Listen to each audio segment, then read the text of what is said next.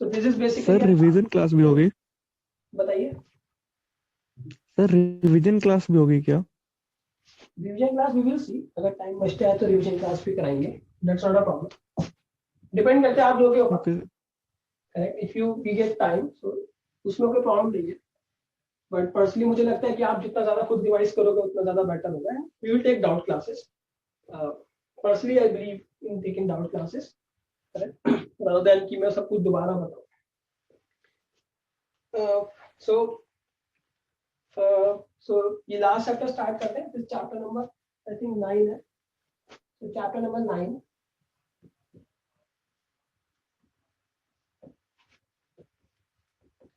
Statistical physics.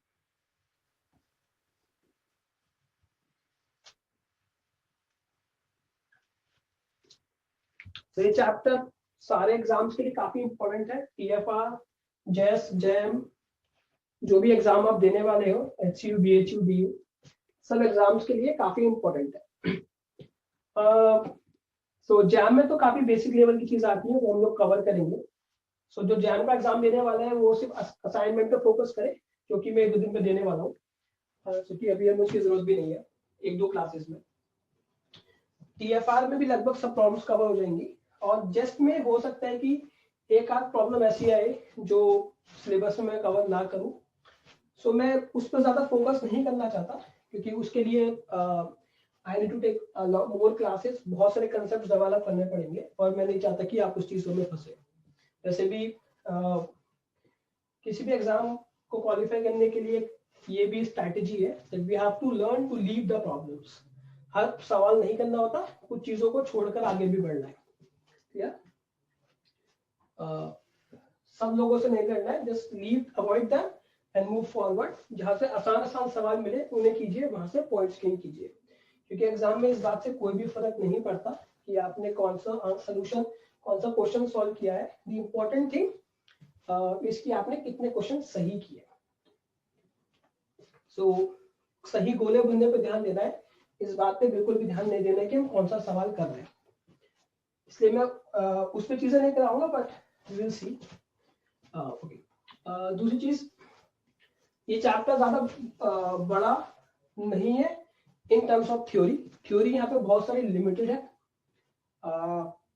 Formless limited है, problems ज्यादा है, प्रैक्टिस प्रॉब्लम ज्यादा है। वो इस वजह से, क्योंकि ये बहुत बार पूछा गया है, तो मोर और लेस इसमें प्रीवियस प्रॉब्लम्स होंगे असाइनमेंट में जो हम लोग देखेंगे।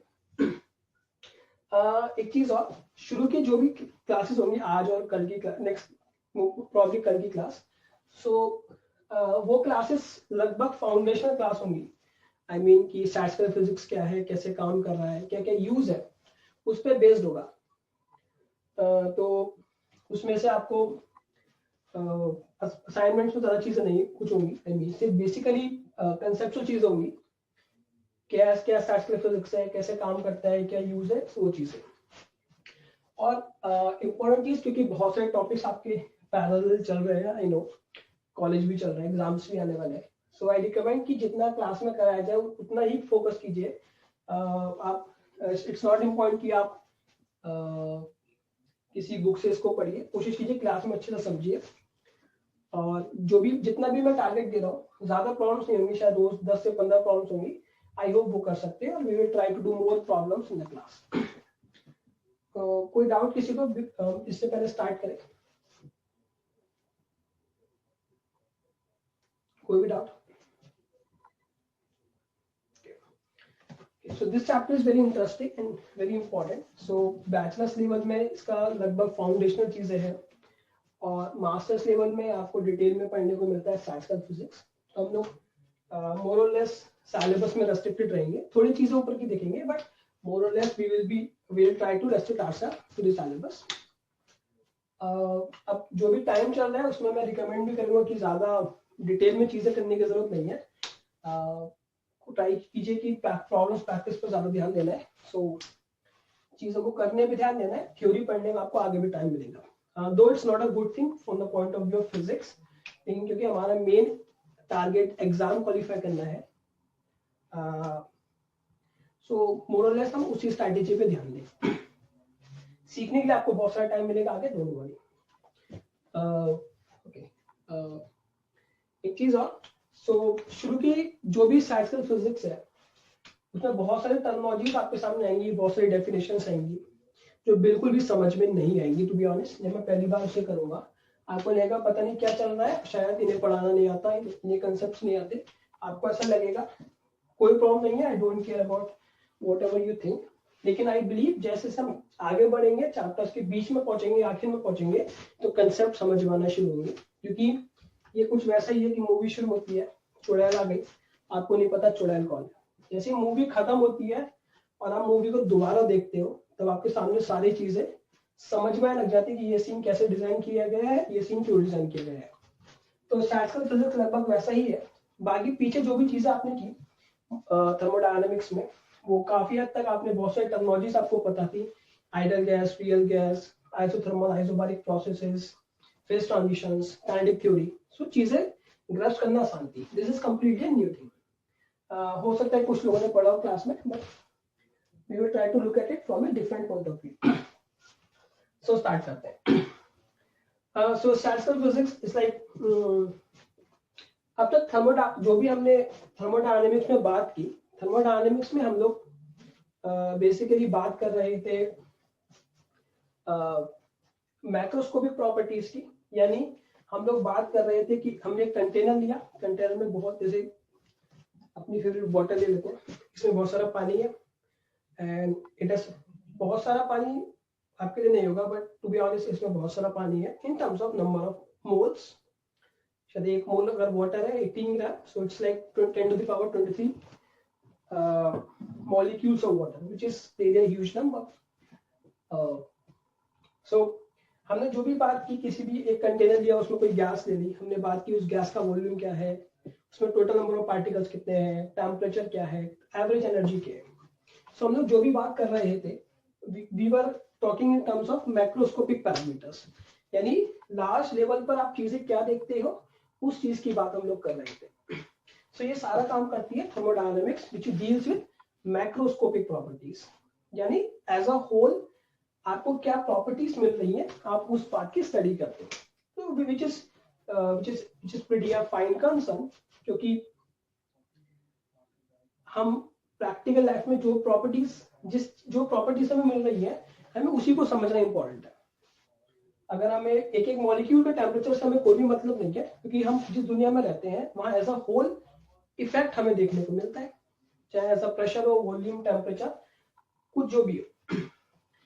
लेकिन ये भी just in order to know the curiosity कि इंडिविजुअल, हमें पता है कि एक कंटेनर में बहुत सारे गैस मॉलिक्यूल है, तो एक एक अगर प्रेशर की बात करते हैं, सो प्रेशर कैसे क्रिएट होता है, when the gas molecules collides with the walls of the container. तो अगर हम हमारी ये जानने की इच्छा हो कि कैसे एक एक मॉलिक्यूल वॉल से टकराकर प्रेशर क्रिएट करता है, यानी if we somehow interested in the microscopic properties और properties of the each molecule, so यहां पर मदद करता है स्टैटिस्टिकल फिजिक्स। यानी थर्मोडायनामिक्स में हमने जो भी चीजें पढ़ी, they were all about macroscopic properties, but statistical physics बात करता है माइक्रोस्कोपिक प्रॉपर्टीज की। It will speak about the behaviour of each and individual particle, जो कि मिलके मैक्रोस्कोपिक प्रॉपर्टीज बना रहे हैं, जैसे temperature, pressure and so on. तो हम लोग एक एक मॉलिक्यूल को पकड़ेंगे, उसकी प्रॉपर्टीज को समझेंगे, राइट। सो कोई बताएगा कि हम जो भी आप साइंस पढ़ते हो उसमें किसी भी सिस्टम को समझने के लिए, हम लोग किसी भी सिस्टम की डायनामिक्स को समझने के लिए हम लोग क्या करते हैं, एक मंत्र है, देयर इज ओनली वन मंत्र इन द होल फिजिक्स जो हम लोग करते हैं, वो क्या है, कौन सा, क्या equation of motion. Absolutely correct, हम इक्वेशन ऑफ मोशन लिखते हैं, आप लोग लिख सकते हो। सो it's like F ma is like F total, और इन टर्म्स ऑफ लिख सकते हो अगर आप लिखोगे, सो M2 D2R, we can write it, जो भी टोटल फोर्सेस लग रही है। The simplest form of equation of motion. तो हमारे पास 10 to the power 23 मॉलिक्यूल्स है, करेक्ट। अगर एक चीज की बात करते हैं simply, so which is pretty easy. So आप 10 to the power 23 इक्वेशंस हम लोग लिखेंगे for each and every molecule which will be in the form of coupled equations, क्योंकि सारे मॉलिक्यूल्स एक दूसरे से इंटरेक्ट भी करेंगे इन जनरल, फिर हम उसको सॉल्व करेंगे। तो इस तरह से चीजों को रिजॉल्व कर सकते हैं। तो कोई बताएगा कि क्या प्रॉब्लम होगी अगर हम ये कंसेप्ट यूज करेंगे तो?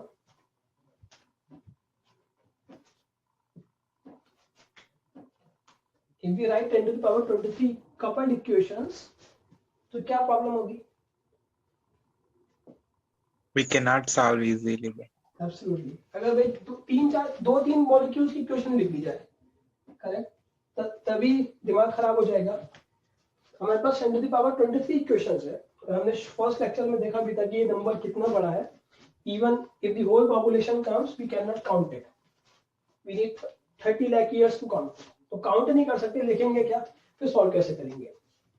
तो ये जो आइडिया है, ये आइडिया यहाँ पे काम नहीं करता, but still we are interested.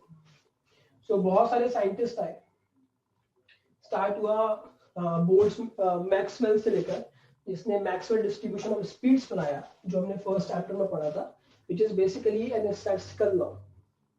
फिर बाद में उसी आइडिया को बढ़ाया बोल्ट्जमैन ने, गिब्स ने, अर्नफेस्ट ने, आइंस्टीन ने, और स्टैटिस्टिकल फिजिक्स को उसका असली शेप दिया। सो यही स्टैटिस्टिकल फिजिक्स का रोल होगा। हम लोग एक एक मॉलिक्यूल की स्टैटिक प्रॉपर्टीज को पढ़ेंगे एक टेक्निक की हेल्प से, वो टेक्निक हम लोग देखेंगे, और हम देखेंगे कि कैसे वो मॉलिक्यूल्स, कैसे वो पार्टिकल्स, उनका कैसे वो कलेक्टिवली बिहेव करते हैं, so as to give us the macroscopic property like pressure, volume, temperature, entropy, energy, and so on. Clear? Correct? Okay. So देखेंगे कैसे हम लोग उस चीज को करने वाले हैं। Okay. तो एक it's a famous joke, I mean एक बुक में है ये, मैं राइटर का नाम भूल गया। सो इट सेज दैट, एक आर्टिकल पेज भी दूंगा, that's pretty interesting article. So book की स्टार्टिंग ऐसा है कि बोल्ट्जमैन, प्रॉब्ली आप लोगों ने देखा भी होगा, बोल्ट्जमैन जिसने स्टैटिस्टिकल फिजिक्स बनाया, ही कमिटेड सुसाइड एंड डाइड। उसका स्टूडेंट पॉल अर्नफेस्ट, जिसने इस काम को आगे बढ़ाया, he also committed suicide and died. अब हम लोग पढ़ने वाले हैं, so you can understand कि क्या हो सकता है। So statistical physics जिसने भी बनाया वो मरा है, सुसाइड किया है, so that's gonna be pretty interesting thing. Alphas was a very interesting guy, जिसने खुद को, अपने बेटे और खुद को गोली मारी। So I'll send an article जो आप पढ़ सकते हो, that's pretty interesting. बहुत सारे लोग रहे फिजिक्स में जिन्होंने सुसाइड किया, जिसमें बोल्ट्जमैन और अर्नफेस्ट दो कॉमन लोग थे। ओके, सो तो हम लोग क्या करने वाले हैं, हम लोग कुछ पहले डेफिनेशंस डेवलप करेंगे, और कुछ कंसेप्ट्स, कुछ डेफिनेशंस देखेंगे, उसके बाद कंसेप्ट्स की बात करते हैं। So let's start with a few basic definitions. Okay, so start करते हैं। So let's start with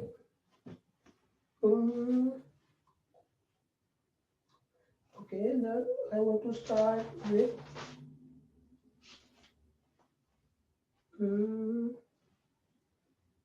okay, हम स्टार्ट करते हैं, चलो बोसॉन्स एंड फर्मियॉन्स से पहले। Bosons and fermions,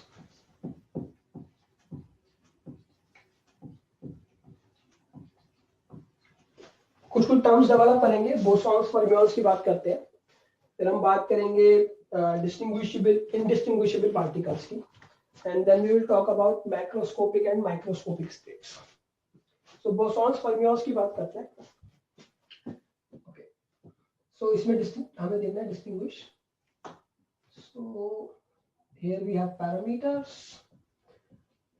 on the basis of which we are going to distinguish, and We have bosons here and fermions.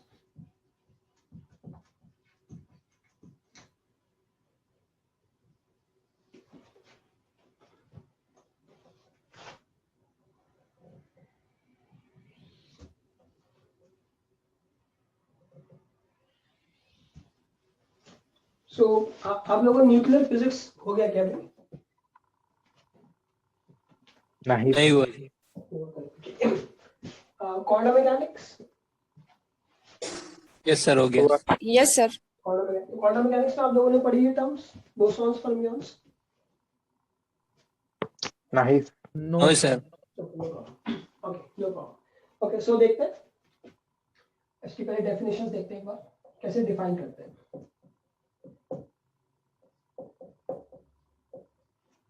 तो definition की बात करते हैं। कोई बताएगा डेफिनेशन बोसॉन्स और फर्मियंस की?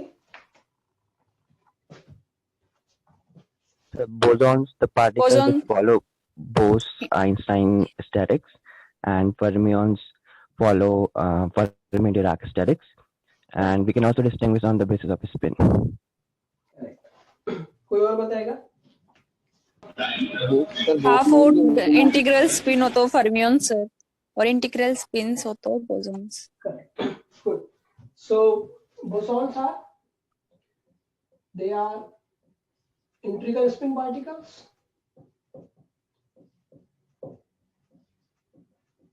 They are integral spin particles.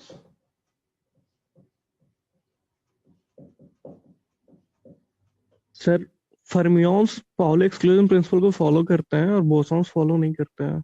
Correct. So they are integral spin particles. यानी कि इनकी स्पिन हो सकती है 0, 1, 2 and so on. भी बात करते हैं इसकी बात। और फर्मियंस होते हैं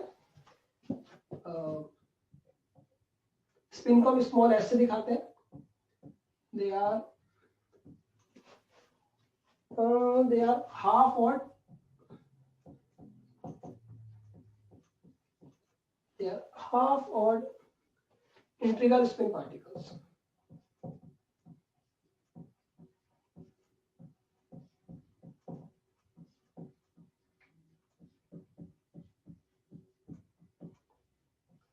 For example,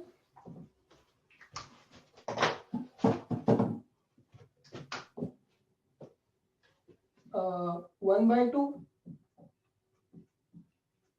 3/2, 5/2 and so on.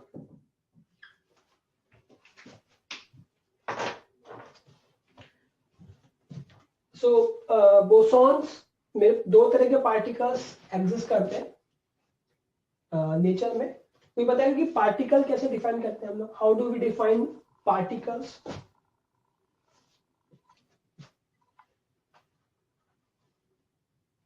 को बताएगा how do we define particles?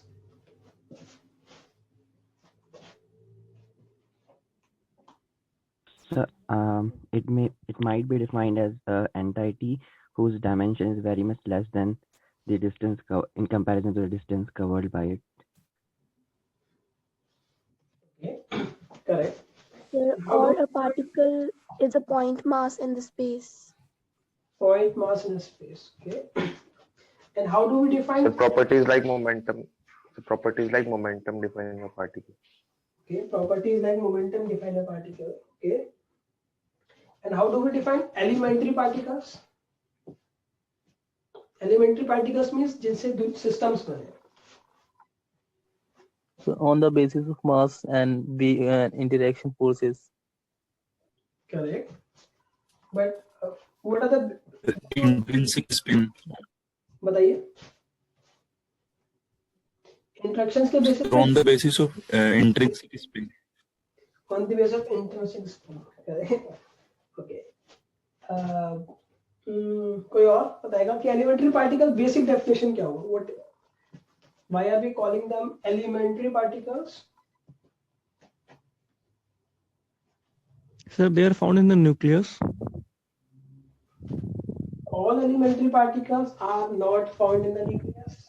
Only protons, neutrons, electrons are.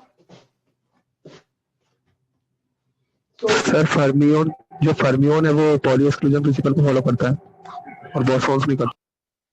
correct. Particles will define the properties of the system. Okay. So जो भी आप चीजें बताए ना, these are basically properties of elementary particles. So elementary particles means जो बहुत सबसे basic particles हैं, यानी आप एक बूंदी का लड्डू लीजिए, उसको तोड़िए, बूंदी का दाना आएगा, you further start breaking down, correct, they can be broken, correct. तो उसका आप तोड़ते रहिए और अल्टीमेटली आप एक ऐसे स्टेज पे पहुंचते हो जहां पर पार्टिकल्स को तोड़ना पॉसिबल नहीं होता, यानी वो यूनिट है किसी भी सिस्टम के. We call them elementary particles.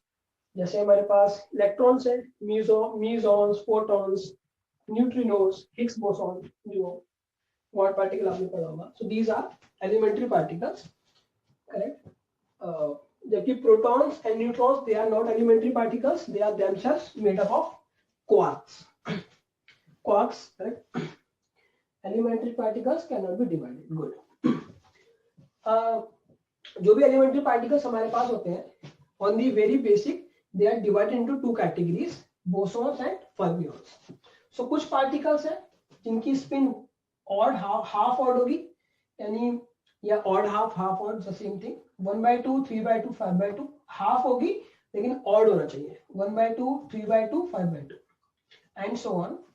दूसरी तरफ हमारे पास bosons होंगे जिनकी स्पिन होगी 0, 1, 2 और बेसिकली इवन हाफ इवन बोल सकते हो. So that's the same thing, 0, 1, 2 and so on.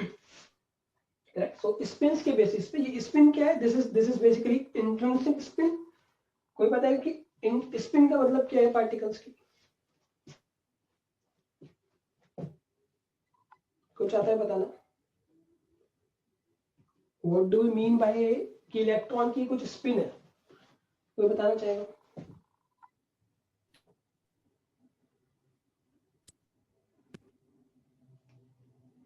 Angular momentum direction. Okay, I see. But कैसे इलेक्ट्रॉन कैसे घूम रहा है? If you have some spin means rotation, it has corresponding angular momentum. So electron कैसे घूम रहा है? कोई बताएगा? जो भी आपको पता है, डोंट थिंक कि आपको सही पता है, गलत पता होना भी बहुत जरूरी है. आपको गलत बताया गया है, बताइए.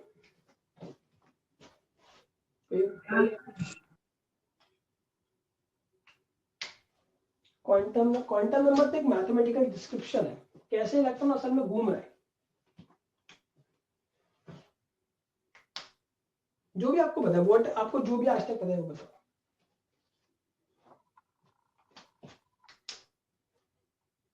अभी आपको पता ही है obviously, on it's own axis. Correct, thank you. Sir मतलब ये रोटेशन ऐसा नहीं हो सकता ना जैसे हम हाथ पे वो बास्केटबॉल घुमाते हैं, क्योंकि मतलब अगर सरफेस पे वेलोसिटी देखते हैं तो वेलोसिटी c को एक्सीड कर जाती है उसकी, जैसा ग्रिफिथ्स में है. Correct, good, absolutely correct. So okay, so या देखो, to be honest there is no problem in accepting कि आपको जो भी पता है. यूजुअली हमें गलत ही पता होता है बहुत सारी चीजें, gradually we develop the things, correct? So there is no problem in that, there is no problem at all, correct? in saying कि आपको जो भी पता है, okay? गलत बताना बहुत जरूरी है, because it develops, it keeps your curiosity alive. अगर आपको सब कुछ पहले बार फर्स्ट डे में आपको बता दे जाए कि ये न्यूक्लियस है, इलेक्ट्रॉन ऐसे घूमता है इसके चारों तरफ, और ये बता दे जाए कि इलेक्ट्रॉन ऐसे नहीं घूमता, इलेक्ट्रॉन सब जगह है, तो आपको कुछ समझ में नहीं आएगा और you will stop enjoying the things. Okay. So spin क्या है? अब देखो, okay. तो अभी हमने देखा कि जो भी पार्टिकल्स की हम बात करेंगे, मान लो हम इलेक्ट्रॉन की बात करते हैं, इलेक्ट्रॉन एक पॉइंट पार्टिकल है, करेक्ट? पॉइंट पार्टिकल है तो क्या ये अपनी एक्सिस पे घूम सकता है? हमने ये फर्स्ट चैप्टर में देखा था, क्या कोई पॉइंट पार्टिकल अपनी एक्सिस पे घूम सकता है? No, sir. It needs some size to rotate about its axis. जैसे मैं अपनी एक्सिस पे घूम सकता हूँ क्योंकि मेरे पास कुछ साइज है, ये मार्कर घूम सकता है, बट कोई भी एक पॉइंट पार्टिकल अपनी एक्सिस पर नहीं घूम सकता, फिर भी उसके पास कुछ स्पिन है, कुछ रोटेशन है, कुछ एंगुलर मोमेंटम है, तो फिर वो कैसे घूम रहा है? This simple argument proves that कि पार्टिकल्स कभी भी अपने एक्सिस पे नहीं घूमते. This is a myth, right? So spin it does not correspond to the rotation of a particle about its own axis. सच ये है कि किसी को भी आज तक नहीं पता कि पार्टिकल घूमता कैसे है, लेकिन हाँ they have some corresponding rotation. कुछ किसी तरीके से घूमता है, जबकि वो है पॉइंट पार्टिकल, लेकिन फिर भी घूम रहा है. पता नहीं कैसे घूम रहा है, ये किसी को भी नहीं पता. इसका सिंपल से है कि मानो ये डस्टर है, अगर मैं इसको इसकी रोटेशनल सिमेट्री बताए कोई, ये फोन ले लेते हैं, कोई फोन की रोटेशनल सिमेट्री बताएगा कितनी होगी? रोटेशनल सिमेट्री आई मीन इसको कितने डिग्री पे घुमाया जाए कि अपना शेप वापस ले ले. मानो कि आगे पीछे सेम करेगा 180 डिग्री पर, 180 180 डिग्री पे घुमाएंगे, राइट? ये इस बॉटल की रोटेशनल सिमेट्री कितनी होगी? कितने डिग्री पे घुमा के शेप वापस ले ले? एवरी एंगल कितने पर? 0 डिग्री. यानी आप इसकी इट हैज इनफाइनाइट सिमेट्री, आप जरा सा भी घुमाएंगे ये अपना शेप वापस ले लेगा, करेक्ट? या अगर मान लो कि ये मैं पत्थर ले लेता हूँ, मेरे पास एक पत्थर है, अगर इसको मैं इसकी रोटेशन सिमेट्री कितनी है, कितने डिग्री पे घुमाऊं कि ये अपना शेप वापस ले ले?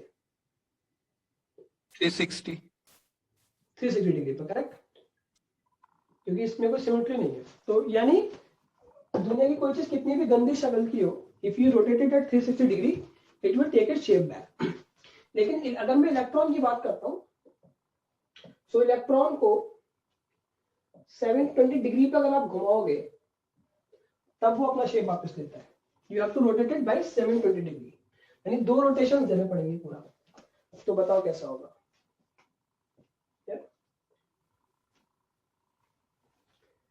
सो हमारे पास कोई ऐसा शेप नहीं है, लेकिन एक सो इट्स प्रीटी स्ट्रेंज, यानी ये वैसा नहीं हो सकता जैसे हम सोचते हैं, ये कुछ अलग तरीके का होगा. एक शेप इसके बारे में सोचा गया है that you can try to find out on Google, Mobius strip. Okay, so Mobius strip काफी इंटरेस्टिंग चीज है, you can figure out. Spin half का मतलब क्या होगा?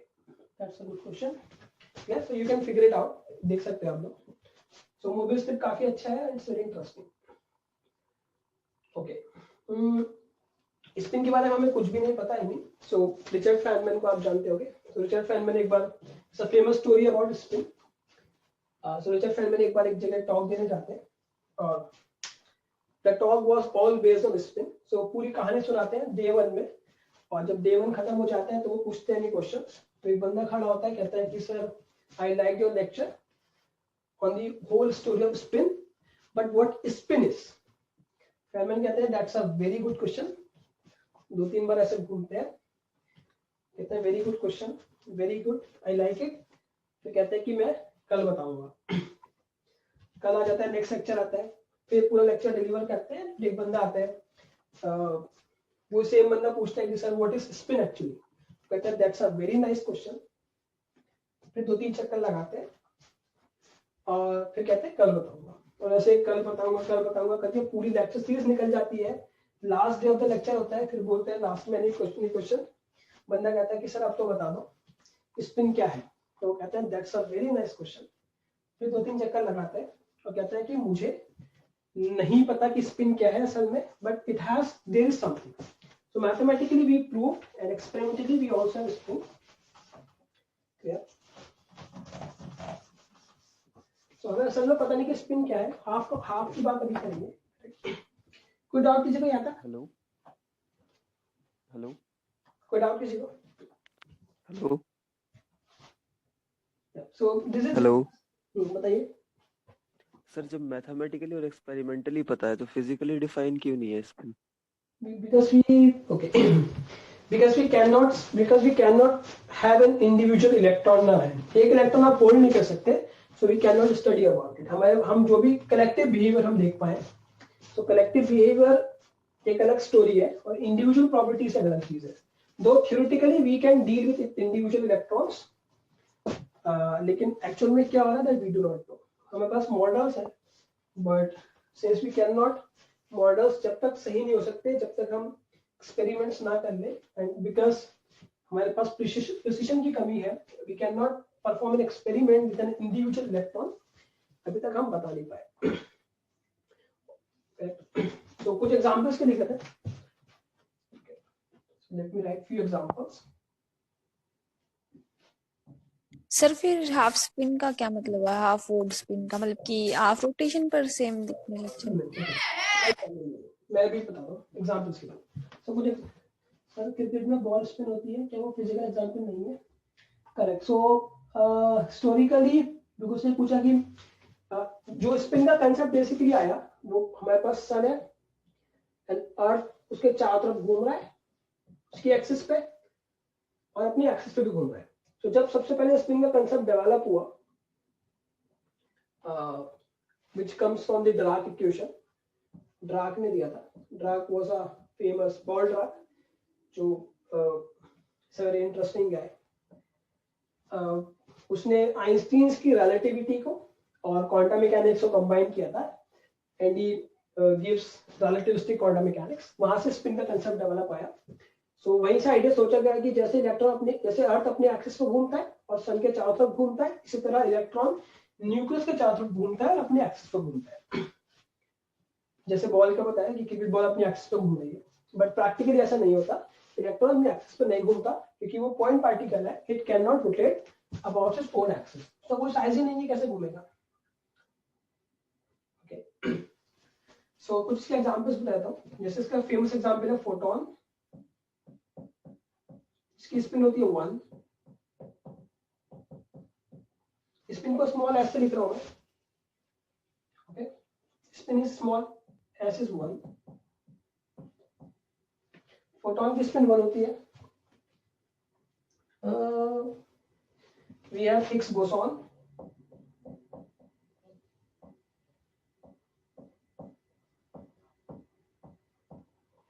हिग्स बोसॉन आपको पता है, इसका नाम ही बोसॉन है. So Higgs boson is like a God particle. इसकी spin शायद 2 और 3 में भूल गया, so I'm not sure. Then we have gluons. So these are few examples of bosons. आपको photon से मतलब है, ये सिर्फ नाम है. So Higgs boson वो पार्टिकल है जो God particle आपने सुना होगा, CERN में एक्सपेरिमेंट चल रहा है. So this particle is responsible for giving mass to any system. और ग्लूऑन्स जैसे क्वार्क्स कनेक्ट करता है ना. Correct, absolutely correct. So okay. So I think Higgs boson has a zero spin. I'm not sure. Just give me a moment. Okay, let me. I am not sure. मैं भूल गया. Higgs boson spin. Yes, thank you. Yeah. Correct. So Higgs boson का spin 0 है. There is spin 0. And let me find out for gluons as well. Okay. And gluons has spin 1. Okay, yeah. और gluon का spin भी 1 है. Correct. So yeah, photon का spin 1 है. Higgs boson का spin 0 है. And gluons का spin 0 है. Okay. So gluons कहते हैं जैसे अगर मेरे पास 2 इलेक्ट्रॉन्स है, एक इलेक्ट्रॉन ये है और एक इलेक्ट्रॉन ये है. मैं इस इलेक्ट्रॉन को आगे लेके आया, सो ऑब्वियसली इस पर कुछ फोर्स लगेगी. सवाल ये आता है कि इसको कैसे पता चला कि मैं इस इलेक्ट्रॉन को आगे लेके आया और इसको मोशन करना है. कोई बताएगा? फील्ड. फील्ड तो बीच में तो कुछ नहीं है. सिर्फ पार्टिकल एक्सचेंज थ्योरी है ना, मतलब कि फोटोन एक्सचेंज होता है इलेक्ट्रॉन्स के बीच में electromagnetic interaction. Absolutely correct. So जब भी this comes from quantum electrodynamics which is the quantum version of electrodynamics. जो आप पढ़ते हो क्लासिकल इलेक्ट्रोडायनामिक्स है. So it's a combination of quantum field theory. So it says कि जब ये इलेक्ट्रॉन का आपने मोशन किया तो यहाँ से एक फोटोन निकला which is a virtual photon, जो हम डिटेक्ट नहीं कर सकते, लेकिन वो है photon because it comes that says that comes from theory, quantum field theory. So इसको पता चल गया it's like it acts like a messenger, जिसने जिसे जाके बोला कि भाई यहाँ से मोशन हुआ है. सो इलेक्ट्रोमैग्नेटिक इंटरेक्शन में जैसे इलेक्ट्रॉन इलेक्ट्रॉन प्रोटॉन प्रोटॉन के बीच में जो काम करता है वो फोटोन है. इसी तरह क्वार्क्स के बीच में जो काम करता है वो ग्लूऑन्स है. जो ग्रेविटेशनल जब ग्रेविटेशनल फोर्सेस लगती हैं उनके बीच जो काम करता है वो ग्रेविटॉन है, वो भी एक बोसॉन है, उसमें स्पिन 2 होती है. Correct. So we have lot of photons. उसके बाद हम बात करते हैं फर्मियंस की. So the famous fermion electron जिसकी स्पिन हाफ है. ये प्रोटॉन जिसकी स्पिन भी हाफ है. And then we have neutron जिसकी स्पिन भी हाफ है. So electron proton neutron they all have spin half. ये लिख नहीं रहा लेकिन आप लिख दो. Electron proton neutron they all have spin half.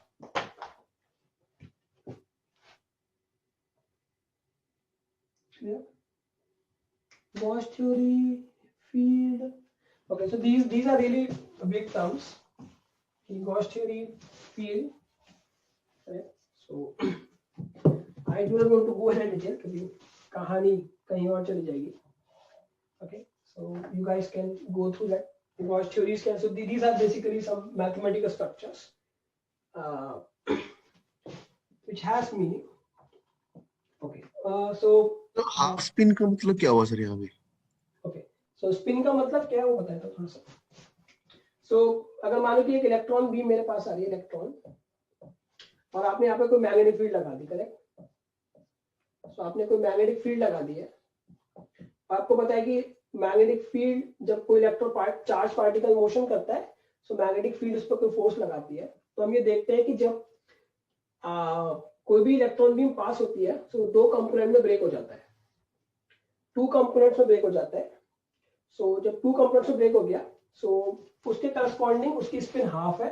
Half is like half. Spin तो हाफ है लेकिन 2 कंपोनेंट्स रिप्रेजेंट. सो आप इस फॉर्मूले से हम लोग निकालते हैं 2s + 1. So if you put s to be half it gives you 2, which means उसके 2 कंपोनेंट है. इसी तरह जब आप रखते हो प्रोटॉन, तब भी 2 पार्ट में डिवाइड होगा. न्यूट्रॉन 2 पार्ट में डिवाइड होगा. वहीं अगर आप ग्लूऑन रखोगे सो वो 3 पार्ट में डिवाइड होगा, और फोटोन 3 पार्ट्स में डिवाइड होगा. और हिग्स बोसॉन डिवाइड नहीं होगा, इट कम्स डायरेक्टली क्योंकि स्पिन 0 है. ओके, सो ये हो गया. और देखते हैं. ओके, सो थोड़ा आउट ऑफ टॉपिक भाग गया, but that just for the sake of fun, statistics. कोई डाउट किसी को यहाँ तक?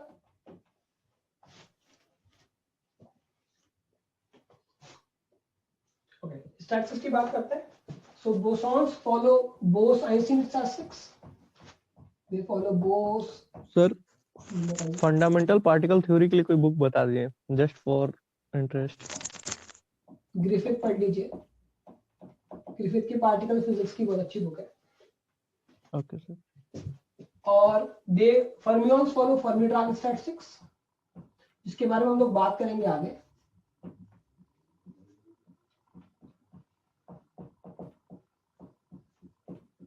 So these all things just to develop curiosity within you. जैसे आपको चीजें पता हो. So Bose is Satyendrath Bose, who was an Indian physicist. Einstein तो आपको पता है. इसके बारे में हम लोग बात करेंगे, इसकी स्टोरी क्या है. And we will also talk about Fermi Dirac statistics. So Enrico Fermi, Paul Dirac, इन लोगों ने वो स्टैटिस्टिक्स दी थी जो फर्मियंस फॉलो करते हैं, और बोसॉन्स के लिए बोस-आइंस्टीन स्टैटिस्टिक्स है. Okay, let's add one more thing. Pauli exclusion principle.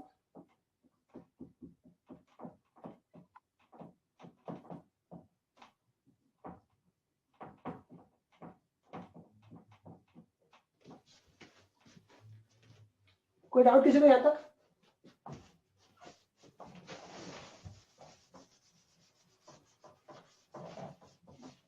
कोई डाउट? तो कोई बताएगा पाउली एक्सक्लूजन प्रिंसिपल क्या है?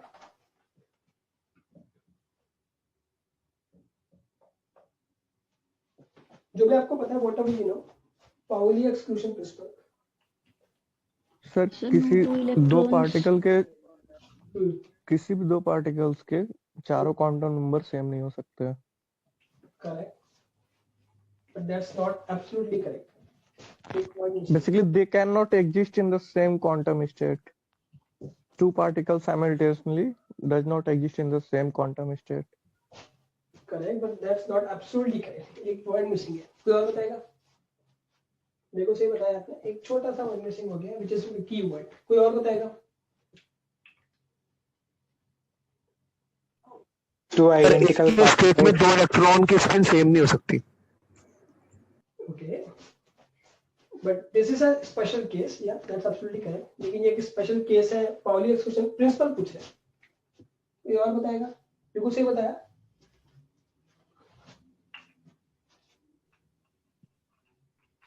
That no two fermions can occupy the same energy state. Absolutely correct. So Pauli exclusion principle says no two identical fermions, identical fermion होना जरूरी है, no two identical fermions can have the same quantum state.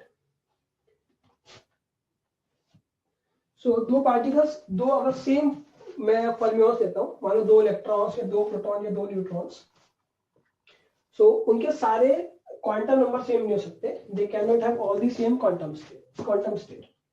I mean they can not live in the same quantum state, जिसकी बात हम लोग देखेंगे जब हम डिस्ट्रीब्यूशन देखेंगे। So we will use it. Sir इसका मतलब कि इलेक्ट्रॉन और proton simultaneously same quantum state में रह सकते हैं? बिल्कुल रह सकते हैं। दो डिफरेंट फर्मियंस बिल्कुल रह सकते हैं। कैसे?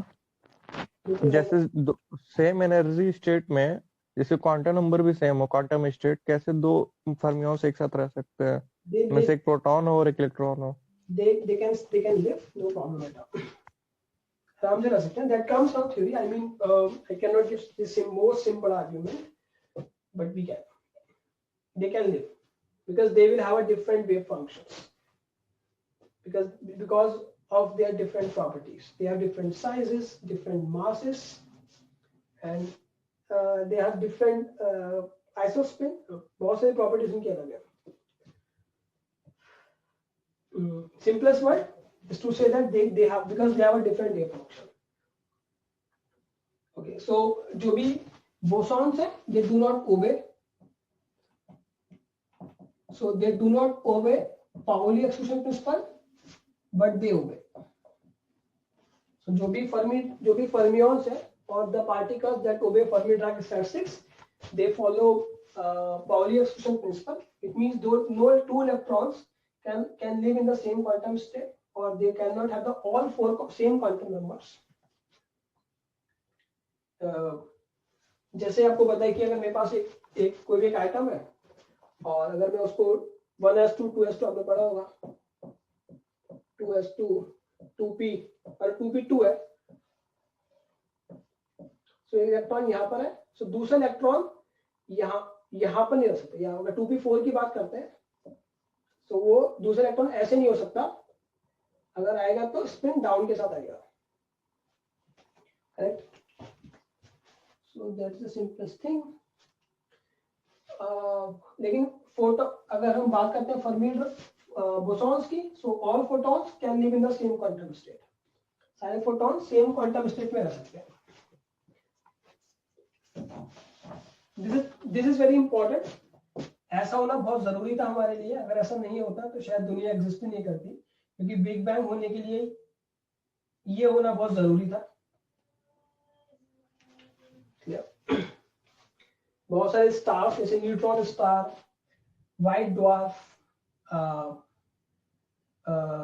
उनके एग्जिस्टेंस के लिए ऐसा होना बहुत जरूरी है।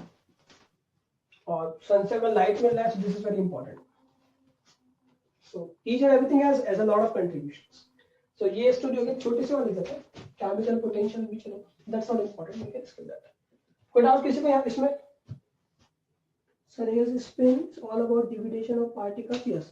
So spin हम जो बोसॉन्स और फर्मियंस के जो बेसिक डिविजन है वो है स्पिन। स्पिन अलग अलग नेचर की होने की वजह से उनकी बहुत सारी प्रॉपर्टीज अलग हो जाती है। कोई डाउट किसी को? So it's Sir, Pauli's exclusion. आपकी आवाज कट गई, दोबारा बोलिए please. Sir, Pauli's exclusion principle का इंडिपेंडेंट एग्जिस्टेंस नहीं है सर। हम इसको मतलब इसकी डिवीजन के बिना डिफाइन नहीं कर सकते हैं बोसोन और फर्मियन। यू मीन कि हम बिना स्पिन की क्या उन्हें डिफाइन कर सकते नहीं?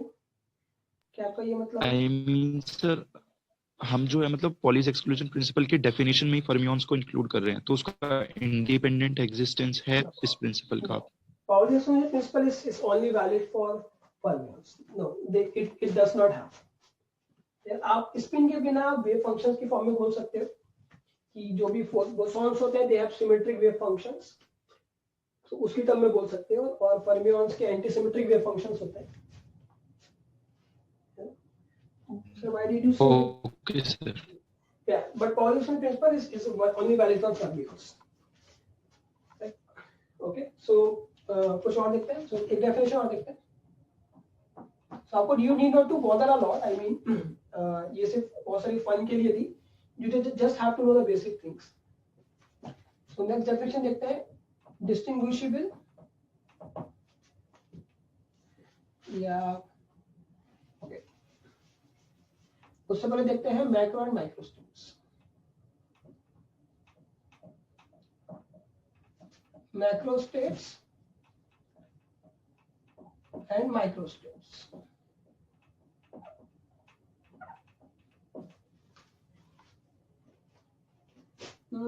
किसी ने कहा है कि why did you say that big bang के लिए?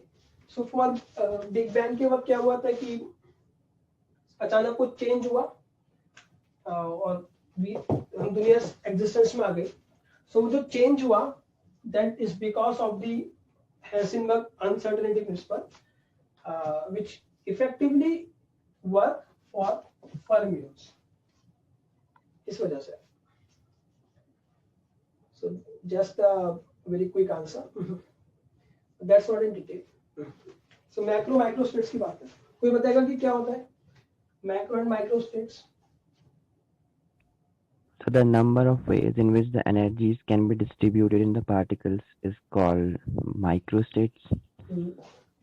और फिर अगर हम मैक्रोस्टेट को ऐसे समझ सकते हैं कि लाइक 2 जूल ऑफ एनर्जी को 2 जूल ऑफ एनर्जी लाने के लिए कितने अरेंजमेंट्स हैं एनर्जी को पार्टिकल्स में देने के लिए, तो उसको फिर मैक्रोस्टेट्स बोल देते हैं। Correct, good। So macro and micro states they are very a bit confusing things। So इनका इंट्यूशन समझ में आता है जब हम बहुत सारे एग्जांपल्स देखते हैं जो हम लोग आगे देखने वाले हैं। तो सबसे पहले मैं आपको कुछ चीजें दिखवा देता हूँ।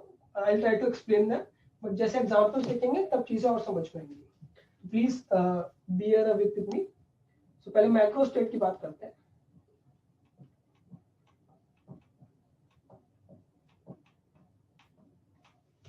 So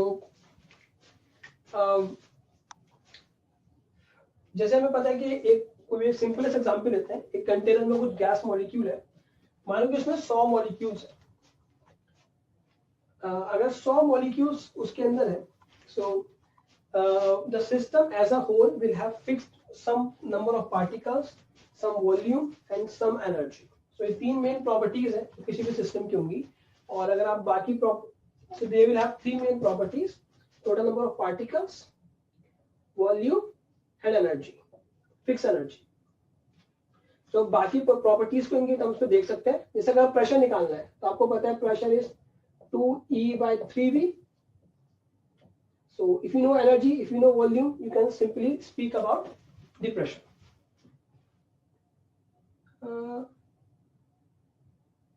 सर ये जो स्टूडेंट करेक्ट आंसर दे रहे हैं उनको कोई बुक बता रखी है क्या आपने? नहीं, that comes from the curiosity if you like। so okay, so if you know different things, I mean if you know energy and volume on the number of particles, you can say everything about the system। right? आप as a whole बोल सकते हो, आप temperature निकाल सकते हो। so अगर temperature की बात करते हैं तो आपको पता है total energy is like let's say 3 by NCVT।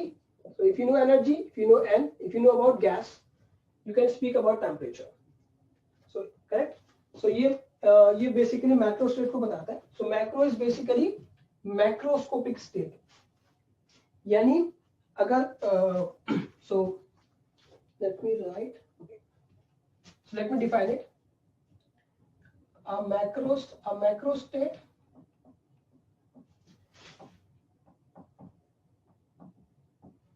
और इसका फुल फॉर्म है macroscopic state.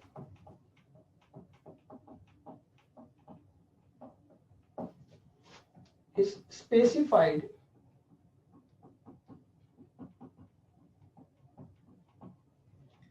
by the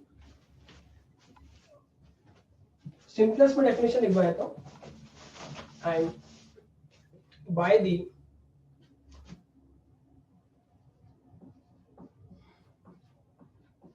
macroscopic properties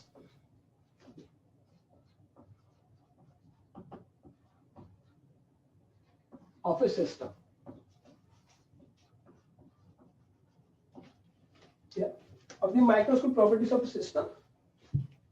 So अगर आप सिस्टम की आपको कोई भी सिस्टम की एक मैक्रोस्कोपिक प्रॉपर्टीज खुद जो भी सारी मैक्रोस्कोपिक प्रॉपर्टीज जैसे energy, volume, particles, pressure, temperature ये फिक्स है, तब सिस्टम एक पर्टिकुलर मैक्रो स्टेट में कराता है.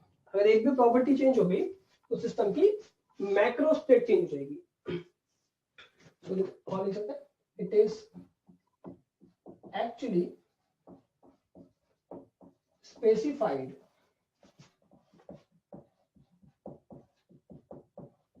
by a fixed number of particles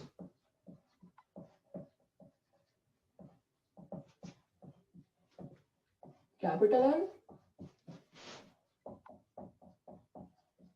fixed volume capital V, and fixed total energy capital V, or you can write U as well. Correct. So अभी और समझ में आएगा जब एग्जाम्पल्स देने वाले हैं. ये फिक्स्ड है. So this is fixed volume. So इसका बेसिकली मतलब ये है, एक सिंपल एग्जांपल इस तरह से ले सकते हैं कि अगर कोई एक क्लास में 10 स्टूडेंट्स हैं, हम किसी का एक टेस्ट लेते हैं 10 मार्क्स का, और किसी के 8 आए, किसी के 7 आए, किसी के 10 आए, किसी के 6 आए, और यानी टोटल 10 स्टूडेंट्स है, 10 मार्क्स का टेस्ट लिया है, तो टोटल हो गए 100 marks.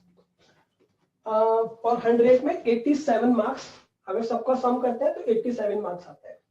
So number of students मेरे 10 है, टोटल एनर्जी मार्क्स के टर्म में मानते हैं जिस 87, और वो क्लास का वॉल्यूम फिक्स है, आई मीन जहां वो बैठते हैं इट्स फिक्स्ड. सो हमने नेक्स्ट टेस्ट लिया. नेक्स्ट टेस्ट में 10 मार्क्स का टेस्ट लिया, 10 स्टूडेंट्स थे. सो जिसके पहले 8 आए थे अब उसके 10 आ गए, जिसके 10 आए थे उसके 6 आ गए. मार्क्स ईच स्टूडेंट, हर स्टूडेंट के मार्क्स बदल गए, लेकिन टोटल मार्क्स 87 ही रहे. टोटल नंबर ऑफ स्टूडेंट्स 10 रहे, वॉल्यूम फिक्स रहा, एनर्जी फिक्स रही. सो अगर कोई सिस्टम को बाहर से देखता है, पूछता है कि टोटल कितना स्कोर है, सो वी विल से कि सिस्टम सेम मैक्रो स्टेट में है, यानी इंडिविजुअल स्टूडेंट ने कैसा बिहेव किया है, कैसा स्कोर किया है, that does not matter for me. What matters is the total marks of the class. So that will represent a macro state. अगर टोटल मार्क्स बदल गए तो जैसे टोटल एनर्जी बदल गई, सो मैक्रो स्टेट बदल जाएगी. स्टूडेंट्स कोई एक स्टूडेंट नहीं आया एग्जाम देने, सो नंबर ऑफ पार्टिकल्स बदल गए तो एनर्जी बदल जाएगी, मैक्रो स्टेट बदल जाएगा. तो this is basically macro state, जो मैक्रोस्कोपिक प्रॉपर्टीज की बात करेगा विदाउट बॉदरिंग कि इंडिविजुअल पार्टिकल्स कैसे बिहेव कर रहे हैं. कौन सा पार्टिकल गैस की वॉल पर टकरा कर प्रेशर क्रिएट कर रहा है, कौन से पार्टिकल की वेलोसिटी ज्यादा है, कौन से पार्टिकल्स की वेलोसिटी कम है. जैसे अगर आपको याद हो, हम लोगों ने डिस्ट्रीब्यूशन पढ़ा था गैस के मॉलिक्यूल्स का. सो इसका कुछ ऐसा शेप आता है, and this is a fix shape, I mean gas के मॉलिक्यूल्स की जो वेलोसिटी होगी इस तरीके से डिस्ट्रीब्यूट होगी, जबकि मॉलिक्यूल्स की अपनी वेलोसिटीज बदलती रहती है, किसी की ज्यादा किसी की कम होती रहेगी, लेकिन ऑन एन एवरेज ऐसा ही डिस्ट्रीब्यूशन आएगा, because it is in a particular macro state. Individual molecules की वेलोसिटीज बदल रही है, सो माइक्रो स्टेट बदल रही है, इंडिविजुअल लेवल पे बिहेवियर बदल रहा है, बट एज अ होल जो हम लोग एक्सपेरिमेंटली देखते हैं, जो हम लोग ऑब्जर्व करते हैं, वो सेम है. That's why they are in the same macro state. Clear? So basically macro state का मतलब ये है कि जैसा ब्रह्मांड आपको दिख रहा है, जैसा आपको दिख रहा है वो मैक्रो स्टेट है, अंदर क्या हो रहा है दैट्स अ डिफरेंट थिंग. हम बात करते हैं माइक्रो स्टेट की. सर हम प्रेशर को फंडामेंटल मैक्रो स्टेट क्यों नहीं कंसीडर करते? That's a pretty good question कि प्रेशर को हम लोग फंडामेंटल प्रॉपर्टीज क्यों कंसीडर नहीं करते. कोई बताना चाहेगा हम लोग क्यों एनर्जी प्रेशर वॉल्यूम की बात कर रहे हैं? क्यों बताना चाहेगा?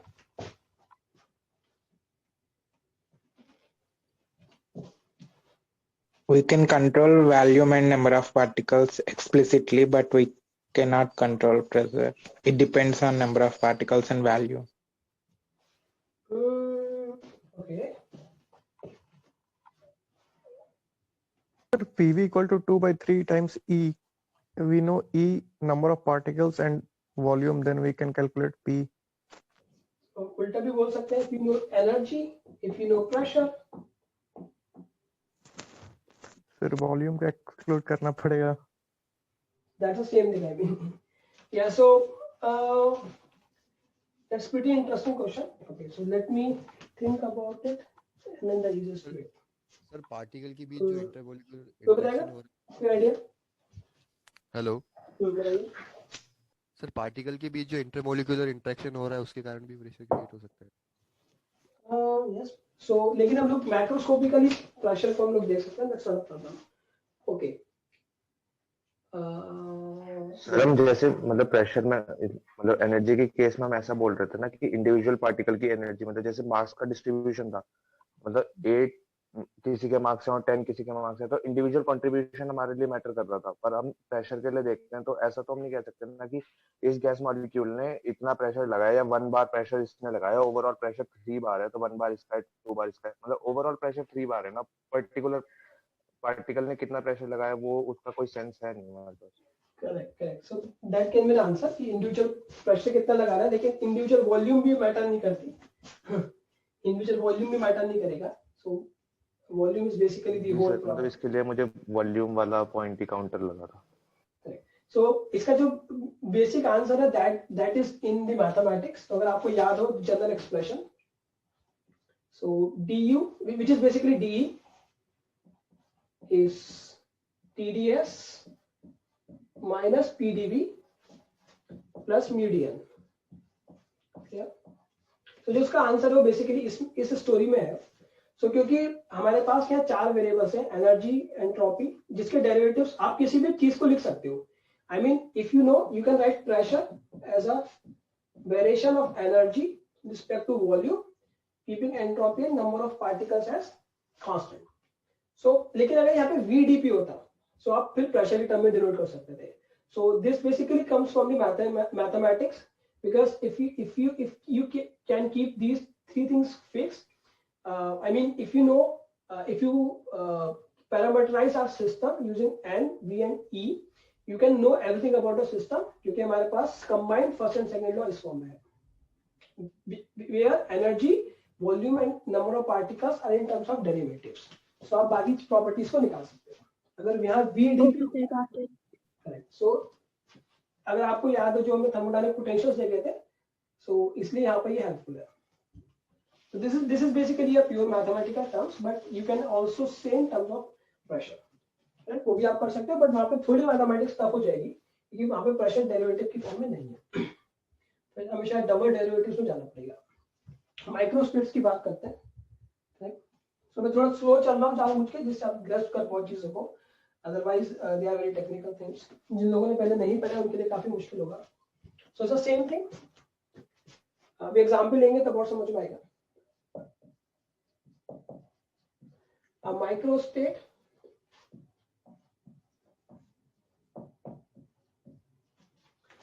और which is basically microscopic state. So इसको कैसे डिफाइन करेंगे हम लोग? Is specified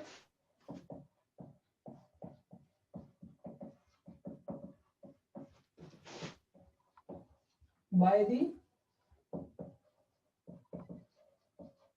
microscopic properties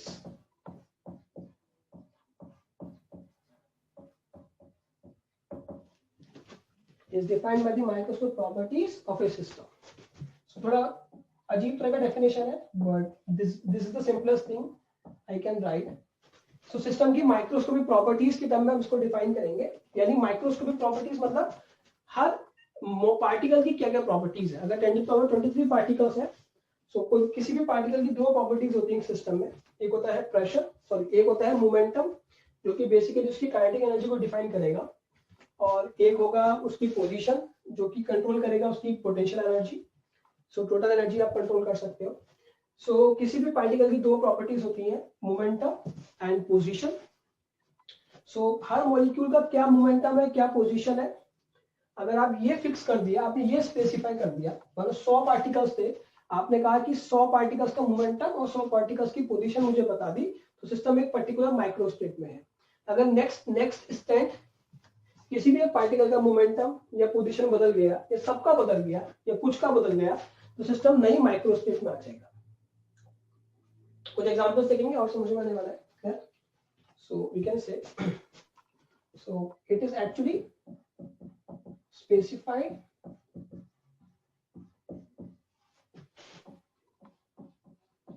अभी एग्जांपल लेने वाले हैं तो समझ में आएगा. It is actually specified by fixing the properties जो कि बेसिकली होती है पोजीशन एंड मोमेंटम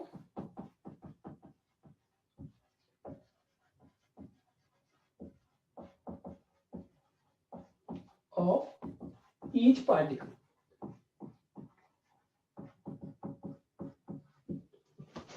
अगर हर पार्टिकल की प्रॉपर्टी को फिक्स कर दोगे तब आपको मिलेगा माइक्रोस्टेट. जैसे जो हमने स्टूडेंट वाला एग्जांपल कंसीडर किया था, तो जब पहला टेस्ट हुआ तो अगर आप मुझे बता दो कि सुरेश के कितने मार्क्स हैं, विजय, अजय किसके कितने कितने मार्क्स हैं, तो वो एक पर्टिकुलर माइक्रोस्टेट को बताएगा. नेक्स्ट टेस्ट हुआ, नेक्स्ट टेस्ट में सबके मार्क्स अलग अलग आए लेकिन टोटल मार्क्स सेम रहे, तो उनकी माइक्रोस्टेट सेम रही, लेकिन इंडिविजुअल स्टूडेंट्स का बिहेवियर बदल गया, किसी के ज्यादा मार्क्स आए, किसी के कम आए, तो वो एक अलग माइक्रोस्टेट में है. ईच पार्टिकल कैसे बिहेव कर रहा है, अगर आप ये फिक्स कर दोगे तो वो एक पर्टिकुलर माइक्रोस्टेट है, और एज अ होल जो आप विजुअलाइज करते हो अगर वो फिक्स है तो वो पर्टिकुलर माइक्रोस्टेट में है. यस, बिल्कुल सही बताया. How can we differentiate between these two states? कैसे डिस्टिंग्विश करोगे आप? Yes, sir. डिस्टिंग्विश करना बहुत आसान है.